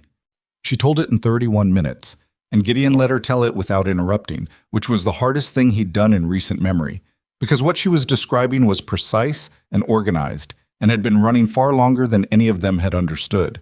Briggs had approached her 14 months ago, a month after Claire Ellis's husband died, which was not a coincidence, which Gideon understood immediately because the timing told him exactly when Harrow had decided the Millview district was ready to move on. Briggs had been careful at first, framed it as expediting things that were going to be approved anyway. Just moving the timeline, just helping the process along. He'd been friendly about it, collegial. He'd done it in the particular way of people who introduce corruption incrementally, in steps small enough that each one seems survivable. She'd signed 3 permits. Then she'd understood what she'd signed. She'd gone to Rex because she didn't know a lawyer and didn't trust the county inspector because the county inspector's office had a man in it who played poker with Briggs every second Friday. Then nothing had happened. Rex had told her to find a lawyer. She'd tried. A legal aid office that had a 3-month waiting list. She'd gone back to work and tried to be careful and not sign anything else. And Briggs had stopped asking her directly and started going around her to her supervisor. 6 weeks ago, her supervisor had called her into his office and told her she was being moved to a different department, effectively demoted. She'd been moved to permit archives, a dead-end job, the kind of reassignment that tells a person exactly what their future looks like if they stay. Monday, she'd come into the office and found her desk cleared, her access revoked. Her supervisor had told her she was being placed on administrative leave pending a review. He wouldn't tell her what the review was for. She'd gone home and locked her door. "They're going to say I falsified the applications," she said. "That's what the review is. They're going to make me the one who did it. The signatures are mine. The approvals are mine. Briggs is going to say I acted alone and that he flagged concerns about my work, and—" She stopped. Her hands were tight around the cold mug. "I don't have documentation. Everything I would have saved is in a work system I can't access anymore." "Do you have anything?" Gideon asked. "Emails, texts, anything from Briggs directly." "One text," she said, "from 14 months ago, before he figured out to keep it verbal." She picked up her phone from the table and turned it to him. It was brief, matter of fact. Carl Briggs asking her to run the Millview Phase 1 application through before the end of the week, citing a meeting with the city commissioner. Using her first name, casual. In isolation, it proved nothing. In the context of everything else, it was the thread that unraveled a specific seam. "I need a copy of that," Gideon said. She sent it to him. He forwarded it to Wick and to a number he had for Marcus Webb that he'd never used directly but had been given for exactly the kind of moment that required going directly. "There's something else," Denise said. Gideon looked at her. "The property on Millview, the last parcel, the one in probate." She set the phone down. "The estate attorney, Langley, he came to my office 4 months ago asking about the permit status. We talked for maybe 10 minutes. He was concerned because someone had inquired about the parcel's development potential before the estate was settled, which you're not supposed to do. He said the inquiry had come from Harrow's firm. And 2 days after Langley came to see me, Briggs called me into his office and asked me what Langley and I had talked about." The kitchen was very quiet. "Briggs was watching Langley," Cass said from behind Gideon. His voice was tight. "Briggs was watching everyone Langley talked to," Gideon said. He looked at Denise. "You need to not be here tonight." She looked at him. "Where am I supposed to go?" "Do you have somewhere? The sister in Akron?" Her chin moved. A fraction. A small thing that cost something. "I haven't called her. I didn't want to—" She stopped. "I didn't want to make it her problem." "Call her now," Gideon said. "Pack a bag. 1 bag. Bishop is going to drive you." "I can't just—" "Denise." His voice was quiet.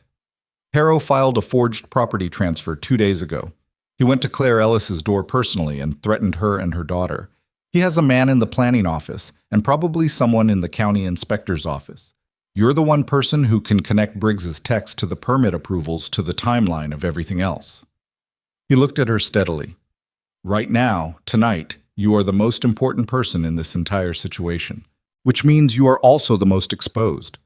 She looked at him for a long moment. Then she stood and went to the bedroom to pack. Gideon stepped outside and called Mason. "I need you to file something," he said. "What and when?" "Not everything. Not yet. I need you to file something that makes it public that there is an ongoing investigation into permit irregularities in the Millview development. No names, no specifics, just the existence of the investigation." "Why partial?" "Because if Harrow thinks the whole story is coming, he goes to ground and takes everything with him. But if he thinks there's a small leak, something manageable, he's going to try to manage it. He's going to make moves, and when he makes moves, he's going to make mistakes." Mason was quiet for a moment. "You want to flush him. I want to give him a reason to act before he's ready. That's a risk. If he acts in the wrong direction, we have Webb, we have the text. We have the traffic footage and the property transfer timeline and 47 witnesses and a journalist I'm currently talking to." He paused. "And we have Rex Calder, who is going to be off that hospital bed faster than any doctor is going to sanction, and who is going to want to be in the room when this lands." "When do you want it up?" 2 hours. "I'll need to run it by my editor." "How long does your editor take?" "For something this carefully worded?" A pause. 40 minutes. "Do it." He went back inside. Bishop was helping Denise carry her bag. Cass was standing at the window looking at the parking lot with the expression of someone who had decided to watch a specific sector and was watching it. "Car," Cass said. Gideon moved to the window. Dark sedan, parked at the far end of the lot. Not running, lights off. Could have been anyone. Could have been a resident. Could have been someone who'd followed Gideon from the hospital or had Denise's address from a source inside the planning office that had her personnel file. When did it get there? Gideon asked. I don't know. I didn't clock it when we came in. How long since you started watching it? 6 minutes. Nobody's gotten out. Gideon looked at it for another 5 seconds. Bishop, he said. You're going out the back. There's a service entrance on the north side of the building. Reeves is going to pull around and you put Denise in his truck and you leave separately from us. And you? Cass and I are going out the front. Bishop understood. He took Denise's bag. Denise looked at Gideon and then at the window and then back at Gideon with the expression of someone who had been hoping this was precautionary and had just understood it was not. Call your sister from the truck, Gideon said. Keep moving until you get there. She nodded once. Tight, controlled, they went. Gideon and Cass walked out the front entrance of the Westfield Apartments and across the parking lot in full view of the dark sedan. Not fast, not theatrical, just two men walking to a truck. The sedan's engine started. Gideon got in the truck. Cass got on his bike. Gideon pulled out of the lot, heading south. The sedan pulled out 30 seconds later, heading the same direction. We've got a tail, he said to Cass through the Bluetooth. I see it. Don't do anything. I know. I mean it, Cass. I said I know. They drove south for 6 blocks, the sedan maintaining a distance that was just barely casual enough to claim as coincidence. Gideon ran it through. If Harrow had someone watching Denise's apartment, the question was whether that someone was supposed to follow or report. If report, Harrow was going to know in the next 10 minutes that Gideon had been to see her, which changed the timeline on everything. If follow, then whoever was in the sedan was making real-time decisions that Gideon could influence. He turned west onto Garrison Avenue instead of continuing south toward the garage. The sedan turned west. He pulled into the parking lot of an all-night diner on Garrison and parked. Sat. The sedan slowed. Kept going. Didn't pull in. Gideon watched it continue down Garrison in his mirror until it was a pair of taillights and then a direction and then gone. Report then. Not follow. He picked up his phone and called Wick. We've got maybe 15 minutes before Harrow knows we found Denise, he said. Whatever you're doing with the Briggs documentation, speed it up. I've been compiling for the last hour, Wick said. Webb has copies. Mason has copies. I have copies in 3 different places. Where's Briggs right now? I've been tracking his office phone. He made 4 calls this morning, 2 to Harrow's firm, 1 to a number I'm still identifying, 1 to the county inspector's office. He's coordinating. He's been coordinating since yesterday. Then he already knows the traffic footage exists. He knows about Mason. He's been trying to get ahead of it for 24 hours. Gid, Wick's voice changed register. It's like, enough. The 4th call, the one I'm still identifying, I got a partial trace. It's a city number, municipal. Which department? A pause. The mayor's office, Wick said. Gideon sat in the diner parking lot with the engine running and the heater pushing warm air against a cold morning, and the sound of Garrison Avenue outside and the specific stillness of a man whose assessment of the size of a thing has just been revised upward for the 3rd time in 12 hours. The mayor's office. This wasn't a developer who'd paid a planning official to move a few permits faster. This wasn't one corrupt man running a contained operation in a mid-size Ohio city. This was a chain that ran from Vincent Harrow through Carl Briggs, through an expedited permit process, through fraudulent property transfers, through to someone, a name he didn't have yet, a person making calls to the mayor's office, who had been providing political protection for the entire operation. For how long? How many projects? How many families? How many Denise Farrows who'd noticed something wrong and found nowhere safe to take it? Mason's piece goes up in 90 minutes, Gideon said. Is that enough time? It's the time we have. He put the truck in drive. Where's Webb? His office. He's been there since 6 this morning. Tell him to file the civil complaint today, not tomorrow, today, before noon. That's aggressive. That's the point. He pulled out of the lot. If there's someone in the mayor's office running cover for this, the complaint goes public. The article goes public, And whoever that person is has to decide in the next few hours whether they're going to step in front of this or step back. Either way, they move. And when they move, we see them, Wick said. Yeah. He drove back toward the hospital. He needed to tell Rex, and he needed Rex to be steady enough to hear it, and he was not confident about the second part. Rex was sitting up when Gideon came back in. He'd been moved to a higher angle by the bed mechanism, and he had the specific alertness of someone who had spent the last hour thinking rather than resting, which was not what the surgical team had intended. Gideon told him about Denise, about the text, about the sedan in the lot, about the mayor's office call. Rex listened, and his face stayed very still, in the way faces stay still when the information arriving is being metabolized against the capacity to metabolize it. The mayor, Rex said, a connection to the mayor's office. We don't know this city. If the mayor's office is in it, then the police... We don't know that. If the mayor's office is in it, Rex said, controlled and flat and certain, then we cannot assume the police are outside it. We cannot assume that when Webb files the complaint and Mason publishes, the response from law enforcement is going to be what we want it to be. He looked at him. Who do we know outside the city, state level? Gideon had been thinking about this since the parking lot on Garrison. I know a woman at the state AG's office. We went to school together. He chose the word carefully. She's not someone who could be bought. Call her. Rex. State-level AG involvement on a civil complaint is call her today, Rex said, before noon, before Mason publishes. Because if there's someone in the mayor's office sitting on this and local law enforcement gets the complaint first and decides to... He stopped, pressed his hand flat. Denise Farrow's text and 4 days of sick leave turn into nothing if the first people to move are the wrong people. He was right. Gideon knew he was right. He called her in the corridor. Linda Marsh, Assistant Attorney General for the state of Ohio, who picked up on the third ring with the efficiency of someone who regarded unanswered calls as a failure of process. He gave her 15 minutes of the most organized summary he had ever given anyone, which was a high bar because Gideon Cross was extremely organized when the situation required it. She asked 4 questions, each one sharp and specific and indicating that she had understood everything on the first pass. Then she said, "Send me the documentation, all of it. Give me 2 hours." 2 hours. Mason was publishing in 80 minutes. I need you to move inside 80 minutes, Gideon said. A pause. Why 80?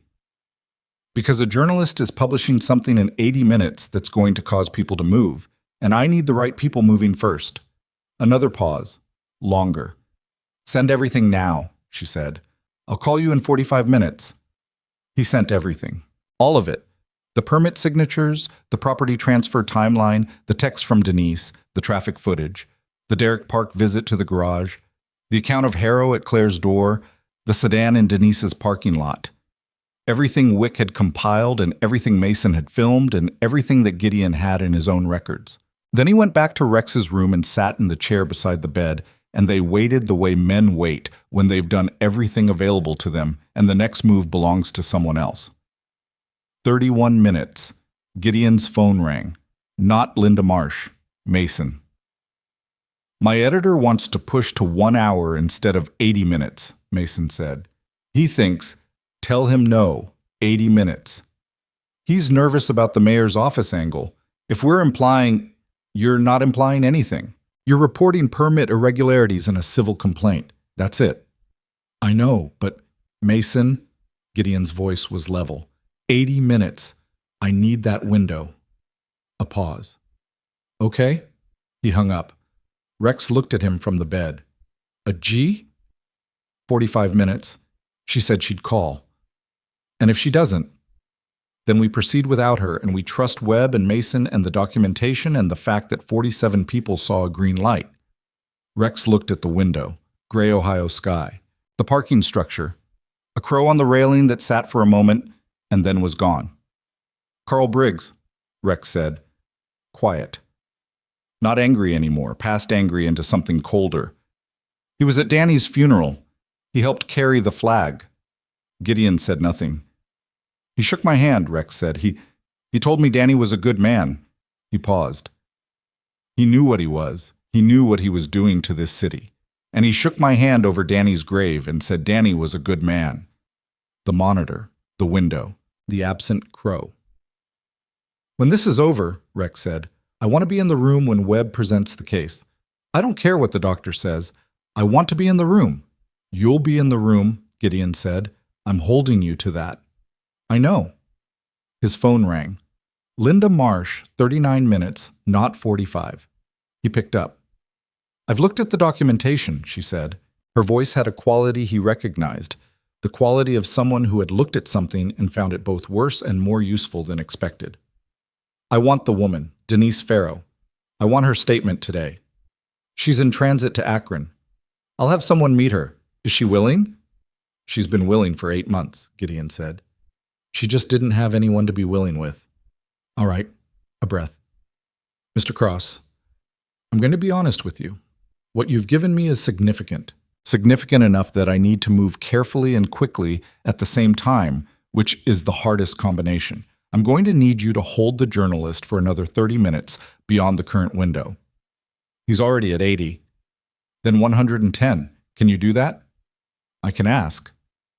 Ask hard, she said. Because if he publishes before I have a state warrant in motion, whoever is in the mayor's office has 30 minutes to make documents disappear. Gideon closed his eyes for 1 second. I'll hold him, he said. He called Mason. Mason said his editor was not going to like it. Gideon told Mason to tell his editor that the story he was going to have in 110 minutes was going to be 3 times the story he had now. Mason told his editor. His editor said 45 additional minutes and not a minute more. Gideon said fine. He sat in the hospital room with Rex and watched the minutes move. At the 50-minute mark, Wick called. Briggs just left the planning office. His car is heading west on Commerce. Toward what? I don't know yet, but west on Commerce from the planning office goes past the VFW. And past Harrow's downtown office, Cass said from the doorway. He'd apparently arrived at some point and neither of them had noticed. Stay with him, Gideon told Wick. Don't intercept, just watch. At 62 minutes, a message from Bishop. Denise Farrow had arrived in Akron. She was meeting with a state investigator at 3 p.m. At 71 minutes, the door to Rex's room opened and a nurse came in to check the drain in the monitor, and when she left the room felt smaller, the walls closer, the particular compression of a space where too many important things were converging at once. At 78 minutes, Gideon's phone rang. It was a number he didn't recognize. He answered. Mr. Cross? A man's voice. Older. The flat, careful tone of someone who had decided to make a call they hadn't planned to make and were going to be precise about it. My name is Peter Langley. I'm an estate attorney. I believe you've been looking for... Peter Langley's voice on the phone was the voice of a man who had spent 3 days deciding whether to make this call and had finally made it not because he'd resolved his fear, but because he'd decided the fear was less important than what was right. I have documentation, Langley said. Original estate records. A copy of the transfer Harrow's firm submitted, the fraudulent one, alongside the authentic probate record showing the estate was never authorized to transfer. I've had it since Tuesday. I didn't know who to bring it to. Why me? Gideon asked. Because I called the police on Tuesday, and the officer who took my statement called me back Wednesday to tell me the matter had been referred to city legal, not county, not state. City. A pause. And city legal is Carl Briggs's brother-in-law. Rex was watching Gideon's face. Gideon turned slightly toward the window so the expression on his face wouldn't add to Rex's current load. Where are you right now? Gideon asked. My car. I've been driving since this morning. I didn't want to be in my office. Smart man. Drive to Granton Regional Hospital, 3rd floor waiting area. Ask for Gideon Cross. Don't call anyone on the way. Don't stop anywhere with cameras outside a gas station if you need fuel. He paused. How long? 20 minutes. I'll be here. He hung up and turned back to Rex. Langley's coming in, he said. He has the original estate records. And Briggs's brother-in-law is in city legal. Rex made a sound that wasn't quite a word.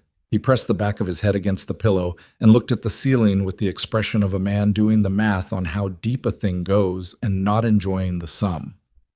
City legal process is police referrals, Rex said. Yes. So when Langley reported the fraudulent transfer to the police, It went to the one place where it could be managed. Gideon sat down, which means Harrow's had protection at 4 levels. His own firm, Briggs in Planning, Briggs's brother-in-law in City Legal, and someone with access to the mayor's office making calls. He looked at Rex. This didn't happen in a year. This took years to build. How many projects?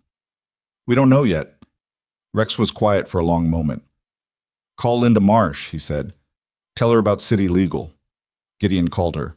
She picked up immediately, which meant she'd been waiting, which meant she'd already known the call was coming because this was the kind of thing that had a predictable shape once you started pulling on it. He told her about Briggs's brother-in-law. She said one word, figured, and told him she had a state warrant in motion targeting the planning office records and Harrow Development's permit files, and that it had been signed 11 minutes ago, and that investigators were currently on their way to the planning office and would arrive before Briggs returned from wherever he was going on Commerce Street. The city legal office? Gideon asked. Same warrant covers the referral files from Tuesday forward, she said. You're a state attorney. Get him to me directly. Have him call this number. She gave him a number. Right now, before he arrives anywhere. Gideon called Langley back and gave him the number and told him to pull over and call it before he drove another block. Langley said he was already pulled over, had been since Gideon hung up the first time because he'd heard the instruction about not stopping and had applied it to phone calls too, which Gideon noted as the action of a careful and intelligent man. At 89 minutes, Mason Doyle published. The piece was spare and precise and did exactly what Gideon had asked. It reported the existence of a state investigation into permit irregularities in the Millview district, noted that a civil complaint had been filed by attorney Marcus Webb on behalf of a displaced Millview resident against Harrow Development, and cited the traffic camera footage establishing that Harrow's vehicle had run a red signal at the Commerce and Millbrook intersection. No names beyond Harrow and Webb. No speculation. No mayor's office. Just facts arranged in the specific order that made them undeniable. It went up at 9:47 a.m. By 10:15, it had been shared 400 times. By 10:50, it had been picked up by 2 Columbus outlets and a Cleveland television station that sent a crew toward Granton. At 11:03, Vincent Harrow's firm issued a statement calling the investigation politically motivated and the civil complaint without merit. The statement was 4 paragraphs and contained no denials of the specific factual claims in Mason's piece, which was itself a kind of answer. At 11:22, Carl Briggs did not return to the planning office. State investigators who arrived at 11:15 found his office locked, and his computer logged out with a clean desk protocol that suggested he'd known they were coming. They found it anyway, the server backups, the email chains, the permit files with his signature and timestamps that put his approvals at 48 to 72 hours faster than the standard review period on every Harrow project for 3 years. They also found, in a desk drawer that hadn't been locked because Briggs had apparently been in too much of a hurry, a folder with Denise Farrow's personnel file, 3 printed emails from her work account, and a handwritten note that said DF. Lateral move or separation by December in handwriting that matched Briggs's signature on the permits. Denise Farrow, sitting in a state investigator's office in Akron at 3 p.m., was handed a photo of the note and asked to confirm the context. She did.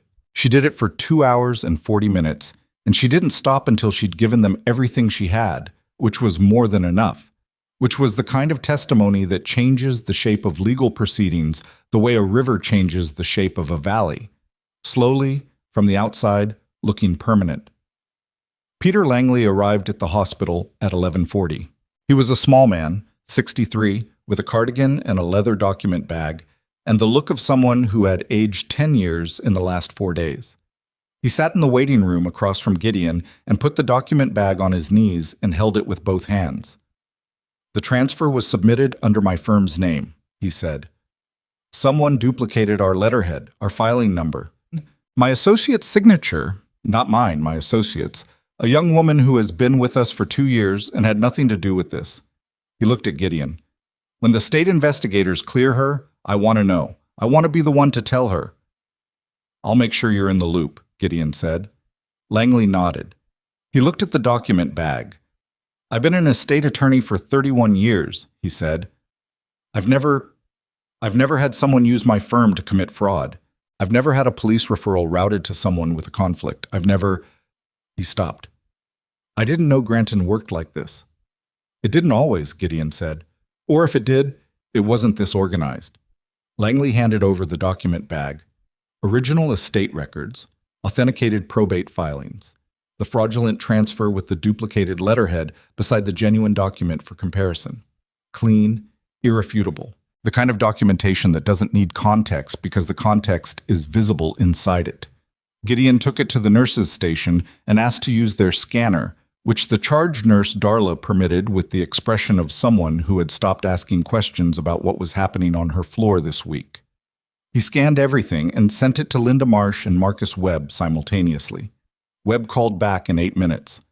The civil complaint just got a lot larger, he said. His voice had the quality of a man who had been practicing law for 30 years and occasionally, rarely, found a case that reminded him why. I'm filing an amended complaint this afternoon. Claire Ellis and at least 2 other Millview families. Fraud, contract manipulation, and wrongful displacement. A pause. And I want to talk to Rex Calder about his accident in the context of Harrow's overall pattern of conduct. Not today. When he's ready. He'll be ready before his doctors want him to be, Gideon said. Tell him to rest anyway. He went back to Rex's room and told him. Rex was quiet for a long moment after. Then he looked at the window again, at the gray sky that had been gray for 3 days and was finally, in the early afternoon, beginning to thin at the edges, the way Ohio sky thinned in November when the system was passing, when the next thing was coming. Claire, Rex said. Webb called her this morning. She's in his office right now. And Nora? School. Claire's neighbor picked her up. Rex made a sound that was somewhere between a breath and something that wasn't quite a breath.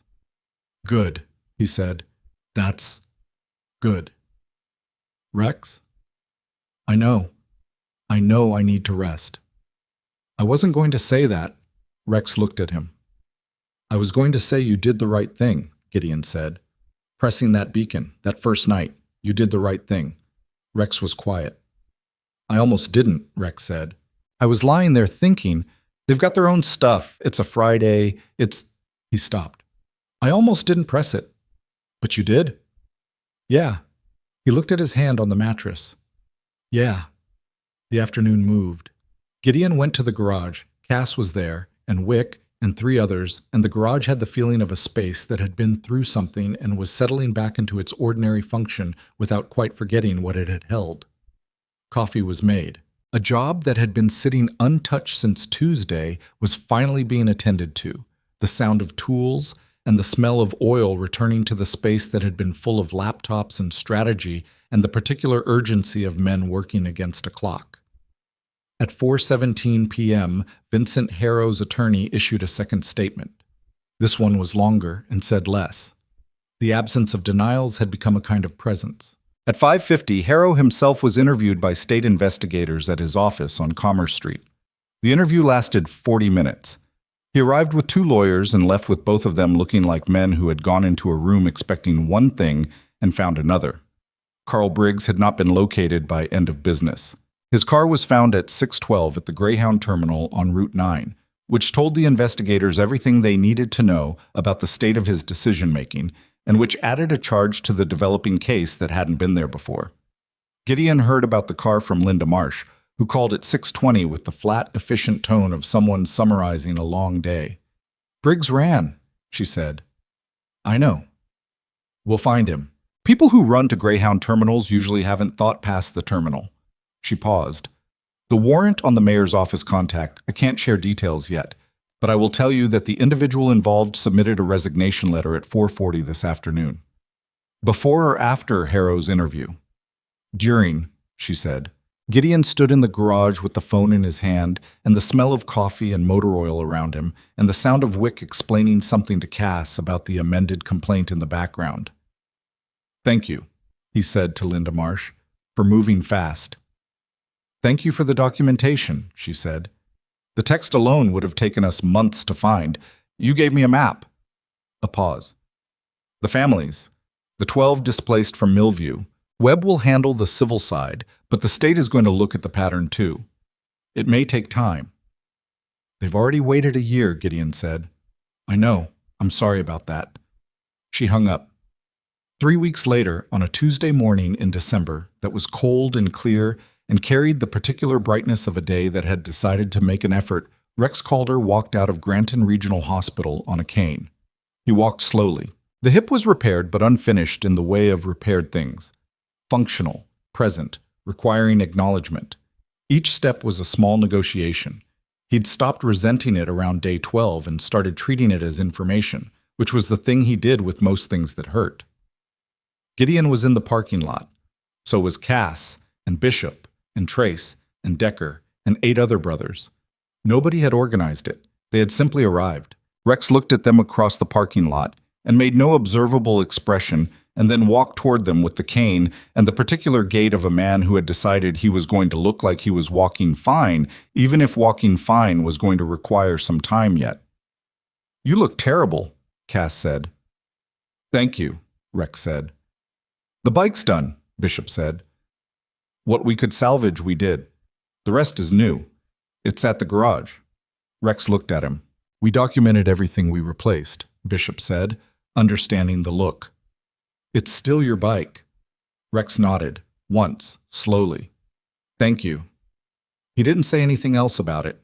He got in the truck. They didn't go to the garage first. Rex didn't ask where they were going and Gideon didn't explain, and they drove through December, Granton past the intersection at Commerce and Millbrook. Someone had left flowers at the base of the signal pole tied with a yellow ribbon, and Rex looked at them as they passed and looked away, and turned onto Dunmore Street. Claire Ellis opened the door before they reached the porch. She was wearing a green coat, the same green coat from the day of the accident, and her hair was down, and she had the look of a woman who had been through a winter that didn't match the calendar and had come out the other side of it wearing something different in her eyes. Not hardness, not the brittleness of a person who has been damaged past a certain point, but the specific quality of someone who has found out what they are made of and accepted the answer. Nora was behind her. Yellow rubber boots, duck heads on the toes. Rex stood at the bottom of the porch steps with the cane and looked up at them. His face did something that it had been doing more often in the last 3 weeks, something that was not quite an expression, but was the space where an expression would be if he let it arrive. "You got out," Nora said. "Yeah," Rex said. "Does it still hurt?" "Some," she nodded, serious. "My grandma said when it still hurts, that means it's still healing. She said those are the same thing." Rex looked at her for a moment. "She was right," he said. Nora came down 2 steps and held out her hand. In it was the sunflower umbrella, the one from the intersection 3 weeks ago. The yellow had faded on one panel from the rain, and one of the spines was slightly bent, and the plastic handle had a small crack along the seam. She held it out with both hands, the way you hold out something that matters. "I've been keeping it," she said, "but I think it should be yours now." Rex looked at the umbrella. He thought about an intersection in the rain, about cold pavement and a chest that made the wrong sound, and 47 people holding their phones up. He thought about Walter Reed and the smell of antiseptic and the specific dark of a room where a best friend was dying in the next ward, and there was nothing to do about it. He thought about 11 years of tap-tap into headstones and motorcycle seats and mattresses in the dark.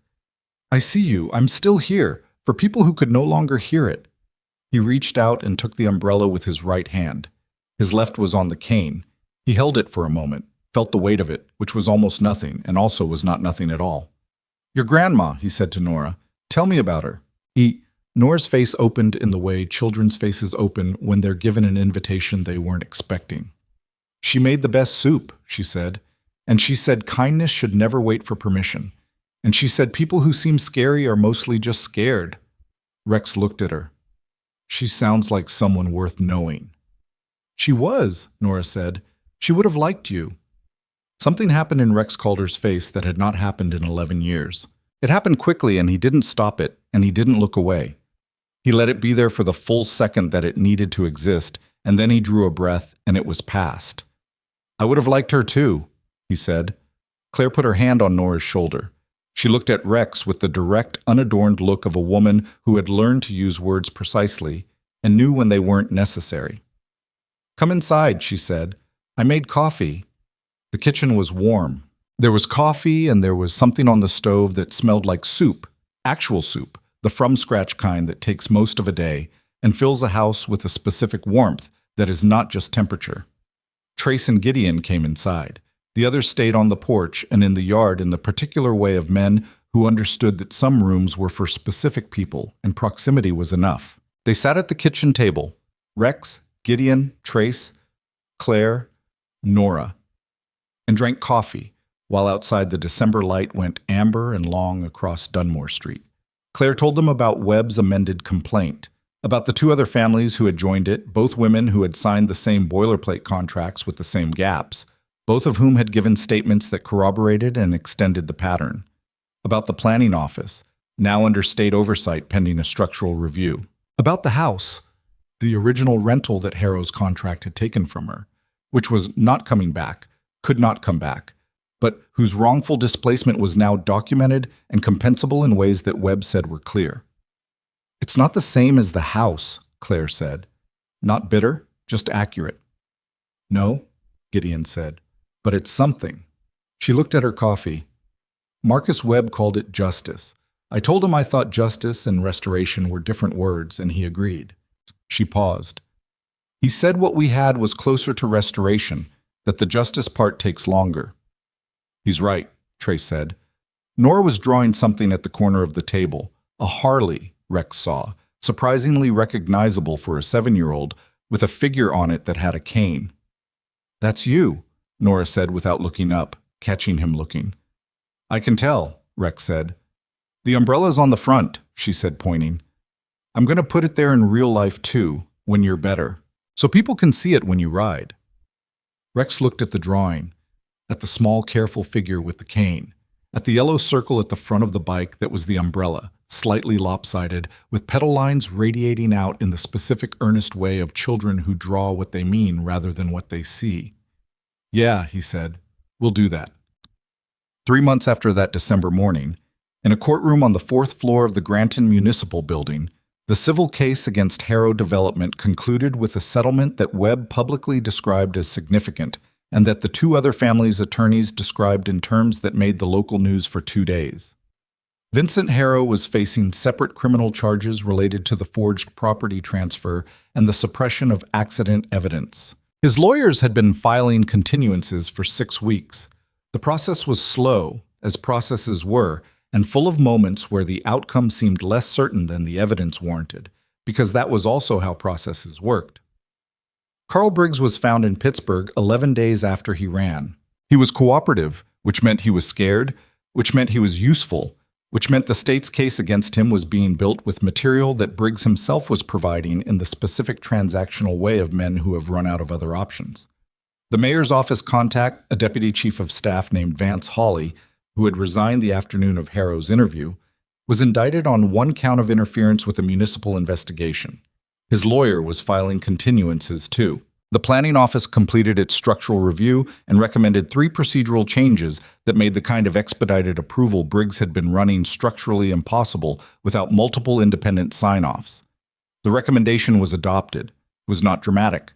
Nobody reported on it. It was a form with an extra field and a second reviewer and a timestamp system that couldn't be backdated. It was the kind of change that doesn't have a name but saves people, quietly, going forward. Denise Farrow came back to Granton in February. She didn't go back to the planning office. She'd been offered her position back pending the review's completion, and she'd declined, because some rooms change what they mean to you once you've understood what's been happening inside them. She found work at the county recorder's office in the next town over, which was a smaller job than she'd had and paid less and suited her in a way the other thing hadn't. She called Rex once, in March, to tell him she was okay. He said he was glad. She said she knew it wasn't his fault, what had happened. He said he knew that wasn't the point. She said she understood what he meant. They both understood what the other meant, which was rare enough between people that it was worth noting.